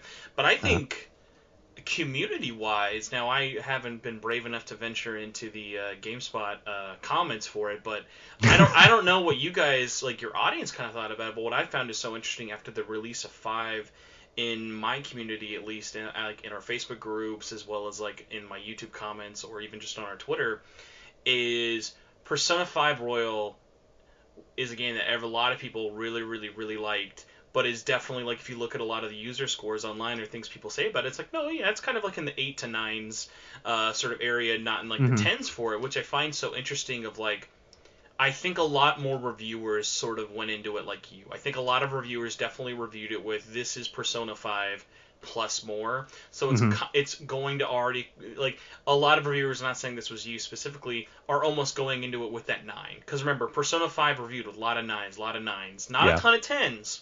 And now you're looking at Persona 5 Royal 10 10 10 9 5 9 5 9 5 stuff like that. Yeah. So it's Yeah. it's kind of got that like boost of inertia going into its coverage that I'm sure Atlas loved going into that. But like again, kind of going into the Japanese side of things, Persona 5 did not review or sell great. Persona 5 Royal did not review and sell amazingly in Japan. It sold fine. It Yeah. reviewed pretty mediumly, like about same scores as vanilla to lower, and a Mhm. lot of it was people coming across it being like, it's good, but also important to note in Japan they're paying $90 for this game. Oh shit. So it's also I played this game 3 years ago. It's bargain bin now, and it's 90 Mhm. bucks again. So it's a whole lot of different facets for it that I always love looking at like the international opinion of it, just in the sense of like it's so funny how Royal coming out in the West, it was almost the polar opposite of like you like I don't think anything too crazy will end it, but like think about it, we're living in a year where turn-based strategy RPGs, we have two left this year. We have Atelier Ryza 2 and Mhm. Yakuza 7. Yep. Which, like, I love both of those series. I don't think there's a chance in hell any of them are going to get anywhere close to Royal's aggregate score. Sure. Yeah. Oh man. But yeah, it's yeah, also internationally it's funny seeing what in a broader context what they value in terms of a game release. But yeah, like you said, I think that a lot of reviews did take this as an entire package, rather than just the new stuff alone, and whether or not, because you go through the comments, at least for me, it was kind of split between like, oh, this is just DLC, what the hell, and then the other half was like, yes, this is justified. This game is absolutely, like, they made an incredible game even better. I feel a 10 is like, there's a lot of agreement in terms of like, yes, an incredible game made even better, and then another half is like, this is just DLC. And I don't know. I personally, I feel like that obviously it's not just DLC, because the new content only works because of the things that are we like woven into the original run, and I valued that. Other folks might not, and that's fine. So yeah, it's yeah, definitely interesting, especially with reviewing a game that there's a lot of fan, like, obviously I'm in the fandom going into it, but it is always important to keep that critical eye, and in a different sense, in a different context than what we mentioned earlier, is to be critical of the things that you love. So in this regard, it's a different context, but yeah, I think that's also another perspective that I kept in mind as I was reviewing this game. But at the end, the things that I valued in the game were just hit different, man. Just like the emotional weight that happens in the third semester, and just how much work is being put in to just like the story wise, like how much work the characters put into changing the world, and like how they're confronted in different ways in that third semester. Is just like, yeah, the story beat just really nailed it. And for the series, it was just like kind of new territory that they were able to really nail on the head with that. So yeah, P5 and P5R mean a lot to me, and obviously it means a lot to a lot of other people. So that's kind of the perspectives I have, and I think that should come through in your review. Reviews should be a personal, like, should be a take on a personal experience, especially with a game like this. It's different when you review like an NBA 2K or a Madden or a Call of Duty every year, but obviously JRPGs try and get you in your feelings, and when they do, it's like you pour that out onto paper, and then you see where you land. And yeah, that's kind of what I did there. Yeah. And I think like what that was one of like the biggest things I really wanted to push for in getting you on here. Specifically, more so for like your review, to like kind of get your opinions for it, because I had I had the reviewer Alyssa James from DualShockers, who reviewed P5R, and I really liked talking to her about it, in the sense of like, even just between the three of us, like how at the end of the day we are also glowing on this game, but like still sound so different. I think she gave it like something like a 9, so like I'm an 8, I'm a 9, and you're a 10, and we all sound like we're talking about the same game, but like we all have still so drastically different kind of takes for it. Yeah, it's yeah, I'm an emotional guy too, so like I pretty much, I get my feelings. Like recently, during the Final Fantasy 16 review, when we were doing the live stream, I was like losing it there. So I'm an emotional guy, and so with P5R, I was definitely that definitely hit me there. And so yeah, it definitely, these are very personal experiences that we get to express, which is such a cool thing. But yeah, I have I got mad respect for those who do the same kind of work, and also have different perspectives and put themselves out there like that, because it's it's not an easy thing. Like it's cool that we get to play games, talk about them, review them.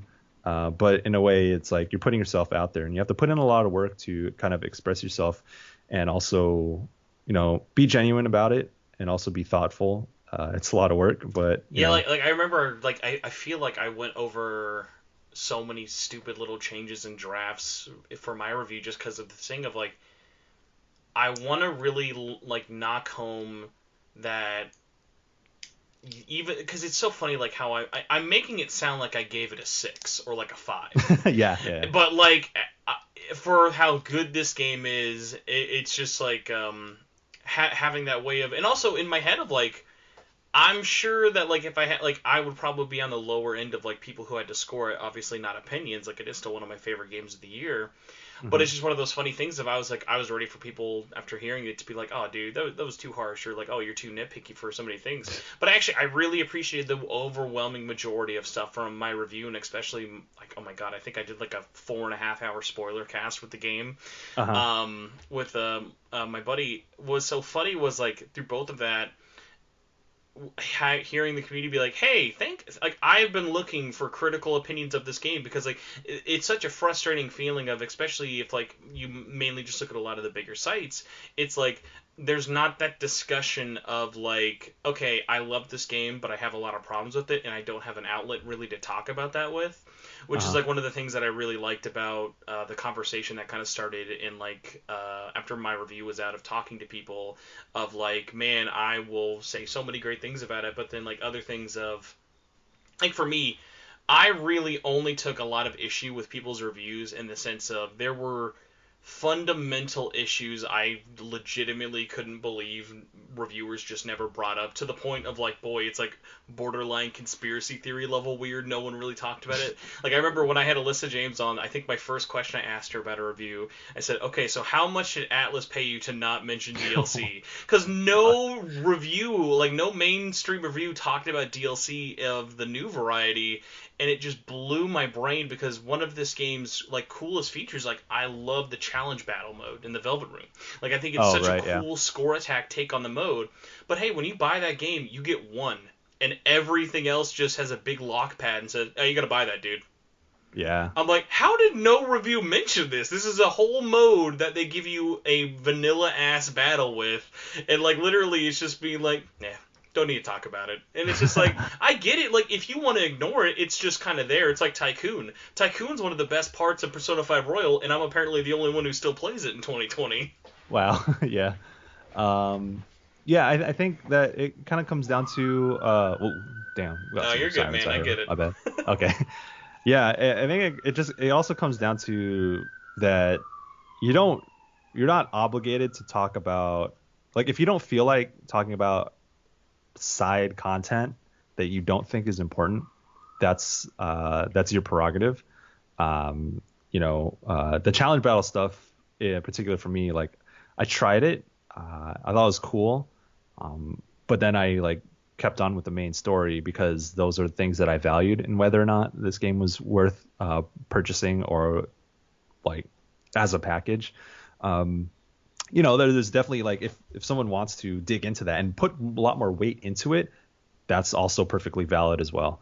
And like I didn't really talk about the shit. What was it called? The place where you play Tycoon, My Palace. Yes, my palace mode. My Mm-hmm. Palace. Yeah, yeah. I messed around with My Palace a little bit.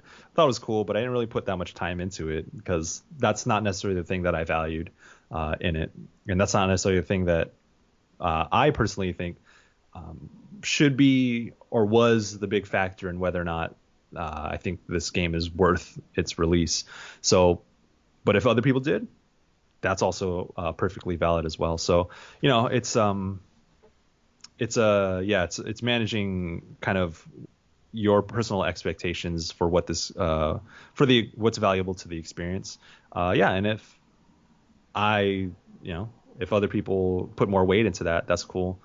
But yeah, it's also like, but there are also some things that you can't just like overlook. Like if you are going to review a game like P5R, you need to see the third semester. That's like an obligation, if you At, will. at, at that point, you just lose the right to say royal in your review if you don't touch the third semester.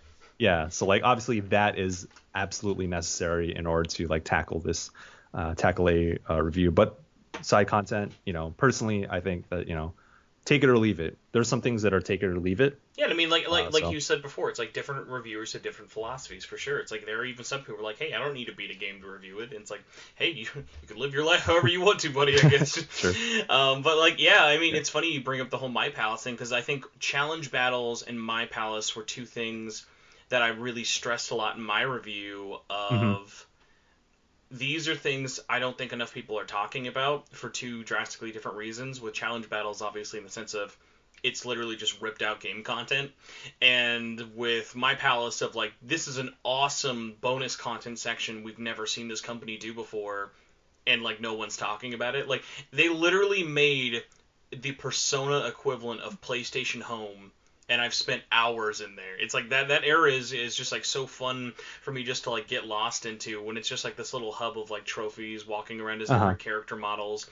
But like it's just such like a fun little thing for it, and I get it. It's like it isn't like you have to leave the game to go into My Palace. It's very out of the way, but it is just one of those fun things of like, especially if you like want to talk about replay value. Think like, while a lot of people say Royal has a easier platinum list, you still got to play like a 100-hour plus game to get it still. But like all of those extra trophies, like you can sink easily another 200 to 300 hours just getting those end game trophies. Yeah, it's and but also another thing too is that, like I said, you're not obligated to talk about things that you can take or leave, but also, at how do I put this? We are also on time crunches too, so. Oh yeah, like trust me, yeah. Like when you get a review and you have an embargo, you are crit pathing it. Like it is your job for a reason. I get that. Yeah, so for me, like you can crit path, but I think the thing that I personally needed to 100% were all my confidants. I made sure that I hit rank 10 on every confidant. I think that was the most important thing to me, as well as in terms of like, I mean, sure, confidants are optional content, but those are the things that I value most. Like I value seeing every single confidant route to its max more so than digging into every detail of My Palace. Someone could feel differently. That's fine. So yeah, it's with a game as big as P5R, it's really hard to get every single little thing and incorporate that into an eloquent review. Because when I'm writing, it's like I'm writing as eloquent an essay as I possibly can, incorporating some creative writing flourishes while also expressing the things that matter to me and expressing when those things don't hit.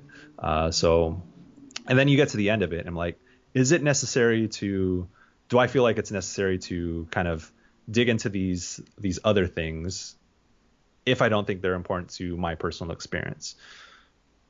I'm going to have to say no in certain cases, because I think my experience with this package was enough to kind of get to the point where I can say I am reviewing this game. So it's just, again, it kind of goes back to just different philosophies and different valuing different things in games. Yeah, like 100%. One, I'd be curious though, just like in terms of like you as a person. So how did you feel about how Royal handled its DLC? I thought Atlas West did a very interesting job. I don't know if you ever really looked at a lot of the pre-release discussions with it.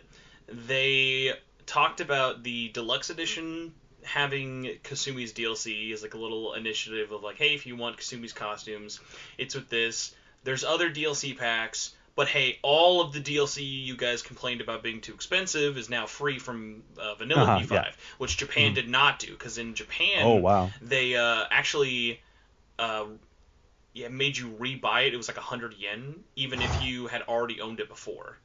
Oh, damn. So that's wild. It was like this thing of, okay, it had a very negative response in Japan, even more so with Royal, but then going into it with the West, they were like, okay, guys, look at we have a whole game, like all the last game's DLC is free. It's in this free DLC pack.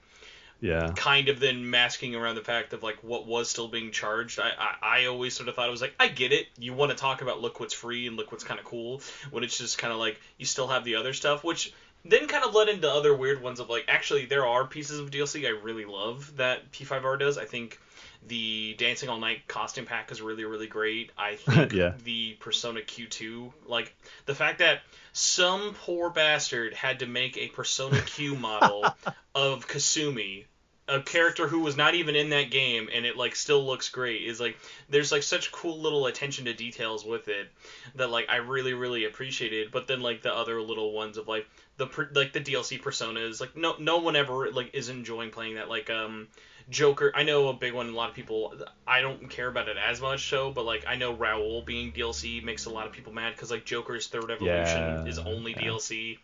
So it's just the little things sort of added up for me in a sense of like I think it's scummy. I think it's nothing new. Obviously, like the company's been doing that since so many games. Like look at any of their 3DS games. Like the DLC for any of the SMT games on their DS titles are also garbage. So it's just like it's just a thing. Like the company has shown no signs of really getting better with, but it is one of those things that I always try and bring up just in a sense of like the vocal minority are very loud about it, not in the sense of we're feeling like entitled, like this should all be free or whatnot. It's more of Hmm. just say what you're cutting out and what you're charging for it, and Yeah. then like it just doesn't really get a lot of topic for it. But like so for you, like does the DLC really kind of even like come into your mindset? Because I know for you, you would basically be done with the game by the time DLC even hit because they weren't even on the Yeah. server. So like Yeah. has that even really kind of crossed your mind once at all? Nah, not really. I mean, I think DLC has to.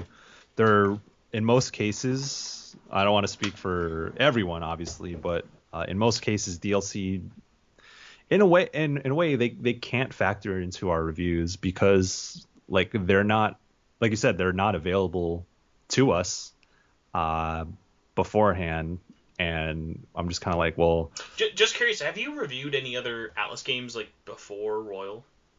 uh, the dancing games, P3D and P5D.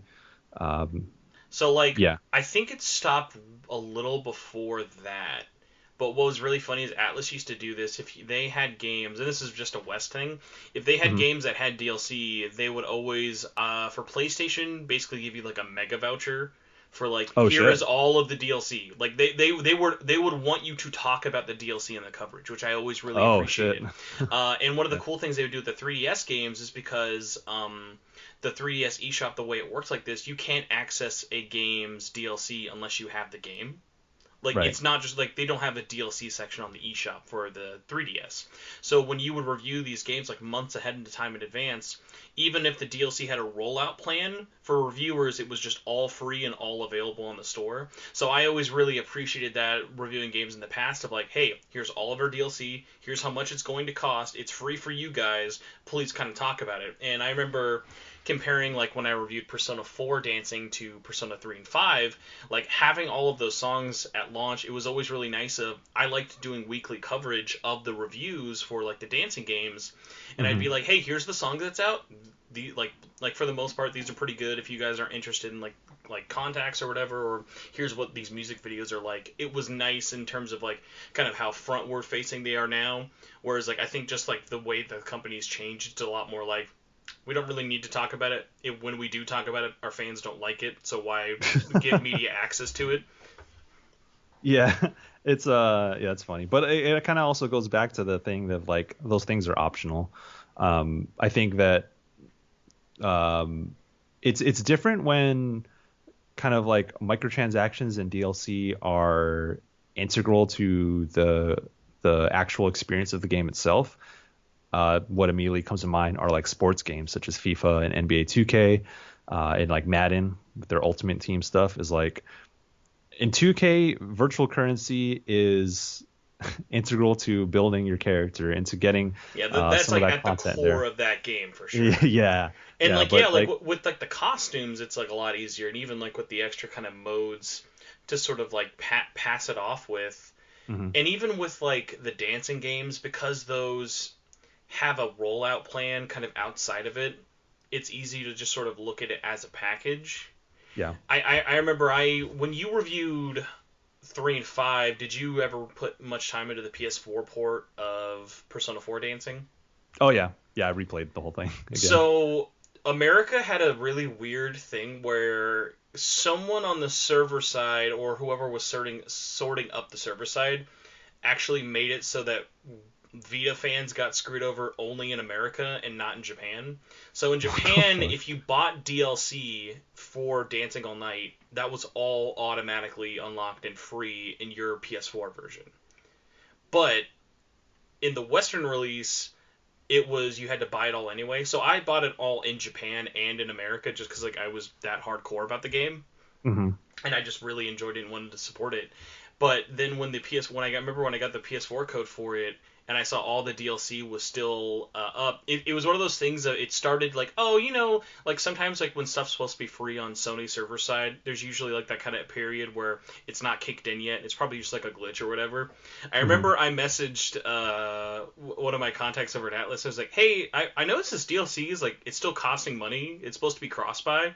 I just got a message back saying, no, it's not. Nope. You got to buy it again. And Oh, I'm like, and you my don't, God. and I even asked him back, do you have any comment about why only America has to buy it all again? We have no comment at this time. Oh, I'm like, come God. on, you don't, like, and I get it. The amount of people who it would take to complain would be someone who played that game on the Vita and then bought this game's collector's edition and is now playing this exclusive port of a Vita game 3 years. Like, it's such a small margin, Yep. but Yeah. it's just one of those things of like, it hit me just right in the nads. I'm just like, oh, come on, man. Oh, I can imagine the look on your face after hearing that. You're like, oh, damn, man. It's like I get Oh, it. shit. You could just say it. I mean, I get it. Yeah, it's like, hey, there's only so few out of there, and we're trying to juice y'all. Yeah, that's such a, it's funny you bring up DLC because it's a complicated discussion, especially when you're trying to be critical of games. Let alone RPGs, because like it's one of those things that I feel like with RPGs especially, they're either like so forgettable or so intrusive. There's like I don't even think I can think of an RPG that's like, okay, you nailed it. You did RPGs like perfect. Like with the exception of like when something just does an expansion, but in Japan they don't have that word, so they just make a new game and sell it to you, which like, hey, whatever, we've been buying it, so clearly I'm also part of the problem. Yeah, that's funny, but yeah, it's really hard to incorporate DLC, if at all, into the reviews process because of the way reviews work. But also, even if they were part of it, it's also like, okay, do I make value judgments on something that is optional, that doesn't really affect how I feel about the major points of the game? Is it even worth bringing up? So that's also a thing that goes by reviewer to reviewer. So yeah, and from a broader perspective, I think that's why multiple reviews are still very important. Like, and I think it's also very important to look past scores. Like you said, across the board, Royal got like very high scores, 9.5s, 9s, 10s. But I think that across all those scores, I think a lot of us who review the game have different perspectives, on why we like the certain parts of the game that we do, and which ones hit for us, which ones didn't. Like, I don't know.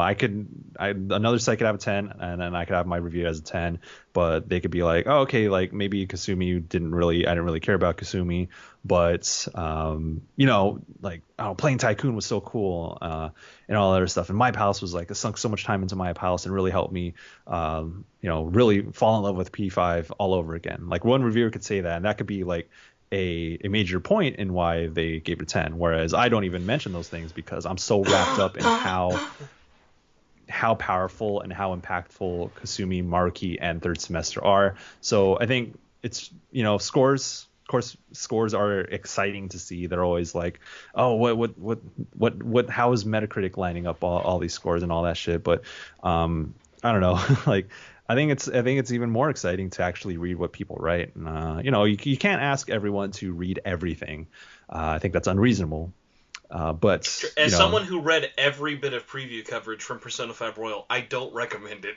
Yeah. look it over a lot. Just don't do everybody. You're gonna hear a lot of the same words again. Yeah, definitely. So, but I do think it's important to, like, if you want to see why a certain score scored a certain way, or why a certain game scored a certain way, I think you gotta read, you gotta put in the work, because a lot of us here do put in the work too. Like, we care about the words that we actually write. We're not just like tidying up a bunch of bullet point notes that we wrote ourselves.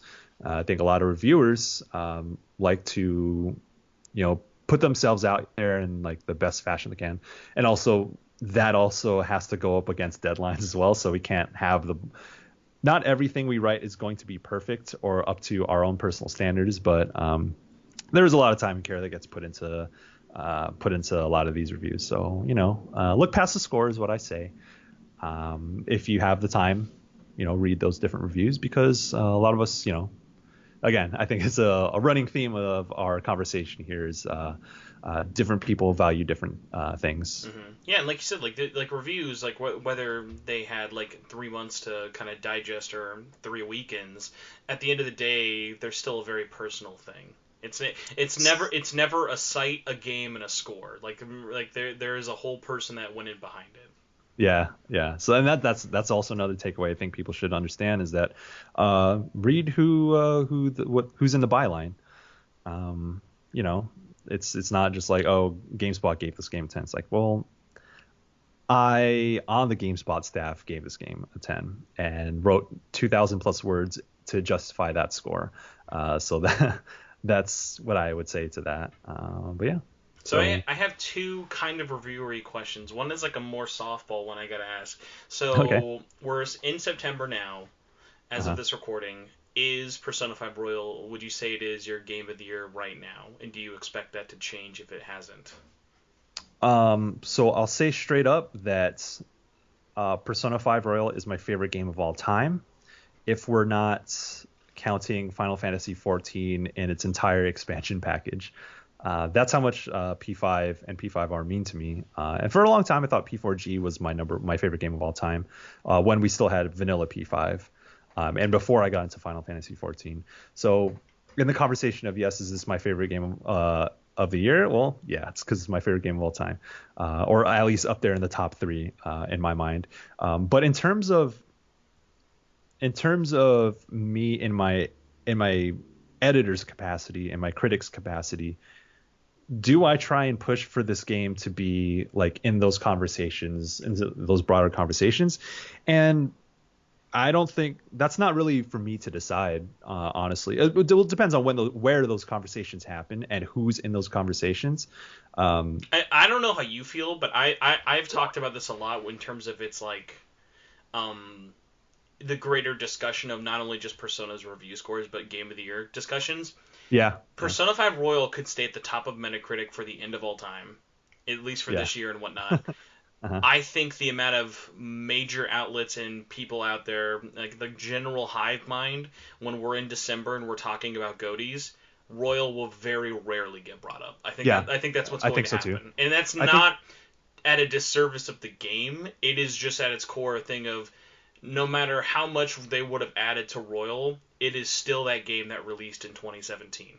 Yeah, and I think that's fair. I really do. Like, as much as I obviously for 2 hours I expressed how much I love P5 and P5R, but I think those are completely valid. If I don't expect P5R to be in GOTY conversations because of that, and I'm fine with that. Like, that's makes perfect sense. So and in a way, it's like I. With that in mind, I don't have to worry about trying to like push for the game to get recognition. It's like, it's its own thing. And I also believe that, this being like the best version of P5 that came out 3 years ago, still, I think 2020, there are other games that should shine, that did premiere, that did make their debut this year. So, I'm perfectly fine with that, because I do agree. Like, P5R doesn't need to be in the GOTY discussions. It will be my personal GOTY, straight up. But if that is included in other people's conversations, I get it. I understand why. Now, I'm just saying, I don't know what this does for you. As someone who's played both that came out this year for me, Mm-hmm. at the end of the day, do think Scramble is a better game than Royal. So I hope that makes you excited to get your hands on Oh Persona my 5, the god. worst marketed game in the West of all time. Oh my god. Dude, Persona 5 Scramble. I played the Japanese demo when it came out. I was like, holy shit. This is Let me stop you before you say anything, because I always Okay. love telling people this.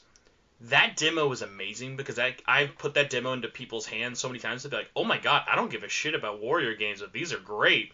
Yeah. The more you play the full game, the more you'll reflect on that demo and say, that demo sucked. That demo had Oh nothing. my That God. demo's the worst part of the game. That's how good that game is. Oh shit. Yo, it's like from conversations, because there are a few people that I know that did play the Japanese version of Scramble, and of course they're like, well, I don't really speak Japanese. I know certain phrases, but I don't have the context for the story. And they were like, yo, this game fucking rips. And I'm like, damn, man. From the demo bit that I played, I'm like, oh, I want to see how this like fully comes together. I am very excited to hear what you think, especially after like hearing you for the last like 2 hours of like how passionate you are about this, like these characters and like this story of just like, man, it hits on every note, and it's really funny of like, I've had moments of literally like messaging people I know, like outside of like the press side of it, but like who are working on this game, because guess what? Mm-hmm. We know this game's being worked on in the Yeah. West. I've messaged them and just be like, how does it feel knowing that you're like working on one of your guys' best games ever, and apparently no one can get fucked to make an announcement trailer? Man, Like if you had one like moment to like talk to someone on public and be like, okay, I'm gonna have to talk to marketing. What if you're in marketing? What's the one excuse you have to not talk about that game? Because there's literally none at this point. right? Yeah, it's like one of those worst kept secrets. What's I funny is like suppose. when 2020 was going on in the height of it, especially in the summer, it was like these three were in the same boat: Batman, Call of Duty Black Ops Cold War, and Scramble. And Scramble's the only one Yeah. who has still not been officially announced. And like think about it, we all know those games are coming. Yeah. And like yeah. the two other ones were at least smart enough to kind of get out of the way, and like I have to hear this a lot because like I love dunking on Atlas for not announcing this game, because I just think it is like the thing I keep telling people is, and this is just a fact, the longer it keeps going without them announcing it, the worse they will continue to look. Like Yeah, they've I just guess, gone yeah. past that point of no return where like they're going to have to start like giving out like Amazon gift cards to like make up for the wait at this point, because there's literally no sense of like, and there's two things of like what really breaks my heart about this. Number one is a lot easier in the sense of like if Koei Tecmo was publishing this, because for whatever reason I really hated when the news stories were going up when during their fiscal financial end of the year reports, Koei Tecmo said, "Hey, this game's coming out in the West," and a lot of people were like, "Oh, they're publishing it. They're publishing it." No, Atlas West has always been like the worldwide publisher for this. But what's so funny is like the sad fact of, you and I both know this, even if you're not a big Koei Tecmo fan. Koei Tecmo is infinitely smaller fishing in terms of games publishers across the whole world compared to Atlas, right? Uh-huh. If Koei Tecmo was actually localizing and publishing this game, it would have already been out by now. Like, look at how they announce and bring out all of their games. They do big RPGs. They do big action games. They do stuff on the exact same kind of scale as Scramble, and they can even do worldwide releases. So, like, it just makes them look bad, like, the longer it all goes on. Yeah, at least, I mean, I guess it is a little bit surprising too, considering like our conversation about transparency, I guess, or not necessarily transparency, but just like doling out information and keeping fans like in the loop in terms of the status of certain things that we know are kind of coming. Of course, I don't want to speak on like anything that's happening internally at Atlas or whatever, because obviously we don't work there. We're not privy to anything that's happening there. So I always think that there could be things that we just don't know about that. But I mean, there is a conversation to be had about, public perception, because that is a thing.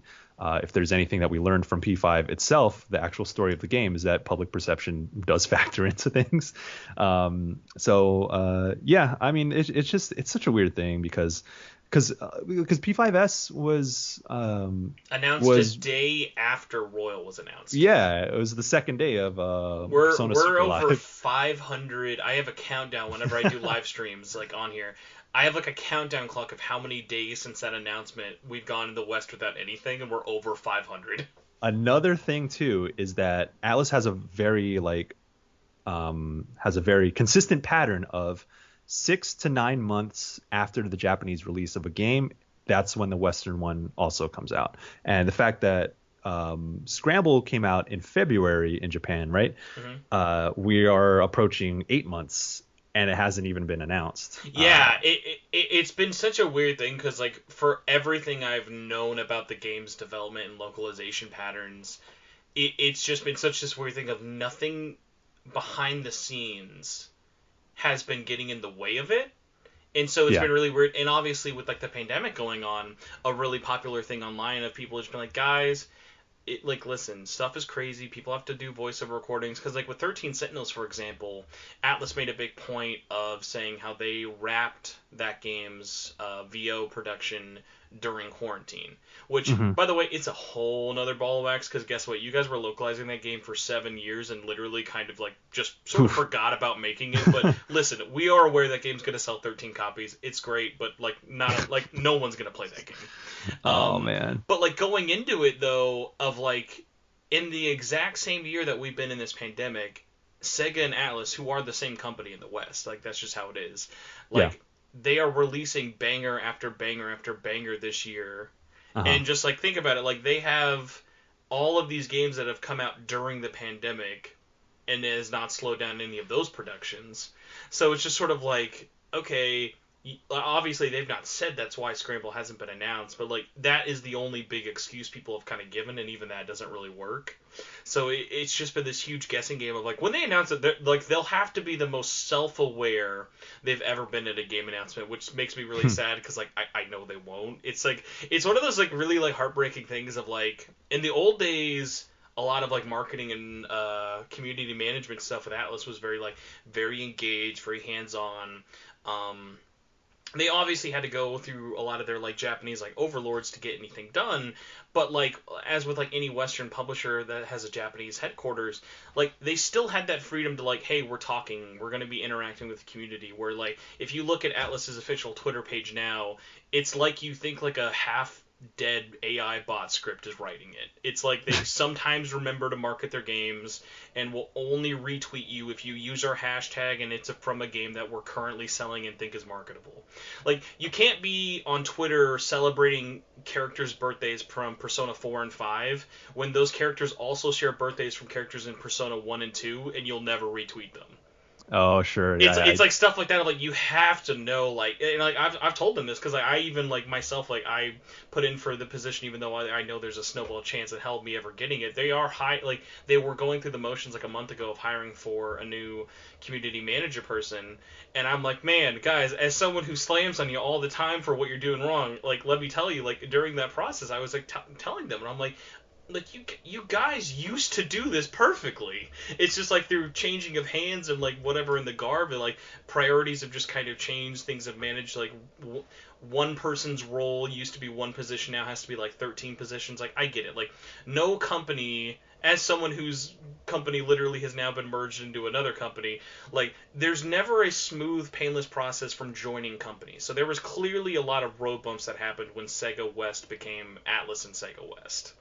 Hmm. There was just never that communication of, hey guys, we're not talking anymore, just letting you know, which then leads to like all of the people with like a great example is like from that Persona 5 Royal preview event, that very poorly aged comment Ari gave to, I don't even remember who asked her at the time, but Ari was like, hey, if you guys want Persona 5 on Switch, just keep asking. Like, it's not in the plans, but like, listen, we hear you. We just need to keep hearing from you guys. Which, like, I get it. It's a very like boilerplate. Don't give up hope. Whatever. But the fans took that as, guys, we're not loud enough. We got to keep asking them, and it's just opened the floodgates of like these terrible, stupid hashtags and people port begging when like it just doesn't Uh, financially make sense. Of like, it's just such like it sucks that like that's the last time I remember like that event was the last time someone from Atlas like publicly talked in an interview about the Western community, and it's like no real wonder why they haven't been that vocal since. And it's like it just sucks because like we should have that conversation. Like you should have that thing of like there used to be back in the day of like, oh, why Shin Megami Tensei 1 on iOS and not Android? They answered back, they were like, yeah, because everyone pirates on Android. Why would we port to a platform no one pirates to? It's like, yeah, you might not like that answer, but you got an answer. right. Yeah. Yeah. I feel you on that. Um, Yeah, it's interesting to say the least. That is its own huge stupid tangent. Yeah, So I mean, yeah. I'm sorry for the crazy thing for it, but that was my very bad attempt at trying to wrap up this episode. So sorry about that. Oh no, it's all good. It's all good. But man, what you were saying, last thing to say about Scramble is like, yo, like, oh my God. I was gonna say, in 2017, I had this dream. Like legit. I had a dream where I was playing a third person action version of I was in Inaba. I was playing a third person action game as Chie, and I was like, damn, wouldn't it be cool if there was like a Persona adaptation of a action RPG? Because like that would translate so well. And then seeing P5 Scramble, I was like, holy shit. And like getting hands on with it, like how the Persona casting spells and the attacks and like the switching of, or like how the rest of the party integrates to it, how all out attacks, how weaknesses, It's and too good. all those. It's It's just like too holy shit. good at everything it does. And my big hope is that if people are excited about it, please try not to spoil yourself on anything. Not even really so in terms of the story, just in terms of like the game does so many cool things gameplay wise on top of Uh huh. story. And as someone who is like as hit by the music like as you are, Yeah. please do not listen to that game soundtrack. Experience it in the context.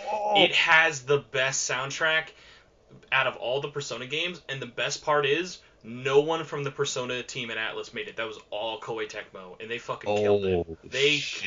killed it on this one. Oh my God. One thing I'll say is that I really, really like the remix of Last Surprise. That's probably the only song that I've been listening to from the Scramble soundtrack because like you, it's like these songs throughout all Persona, like the songs matter because of the context in which you hear them. I am holding out on listening to that soundtrack, but holy shit, the metal punk remix of Last Surprise is so fucking good, dog. Yo, that shit slap, bro.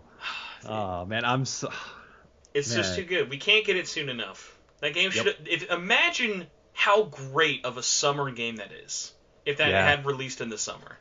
Yeah, that would have been you hang out with your friends all over again before they head off to college or while they're in like Haru and Makoto are in college. Like that's such a cool perspective too. Like again, like it's a continuation of P5. It's not just like oh here's a spin-off that maybe isn't canon, kind of like PQ.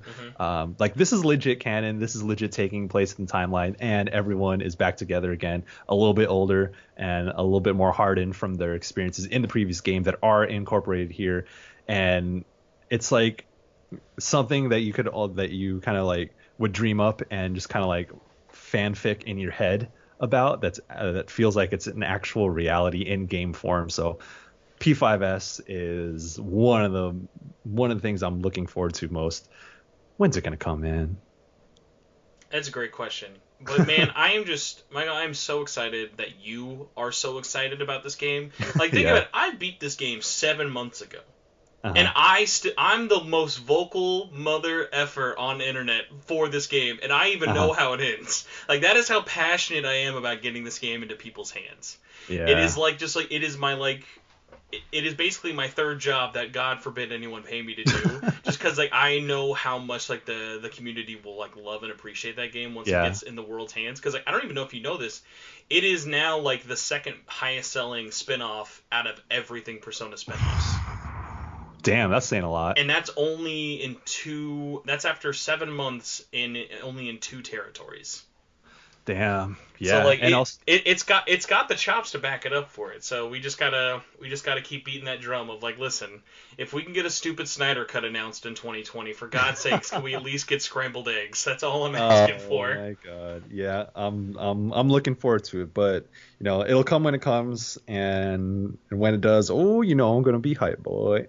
All right, man. Well, thank you so much for coming on to this podcast. I enjoy talking to you so much. If people out there would like to follow you and all of your shenanigans over at GameSpot or just online, where can people stalk you at? You can find me and all of my bullshit at Michael P. Higham on Twitter.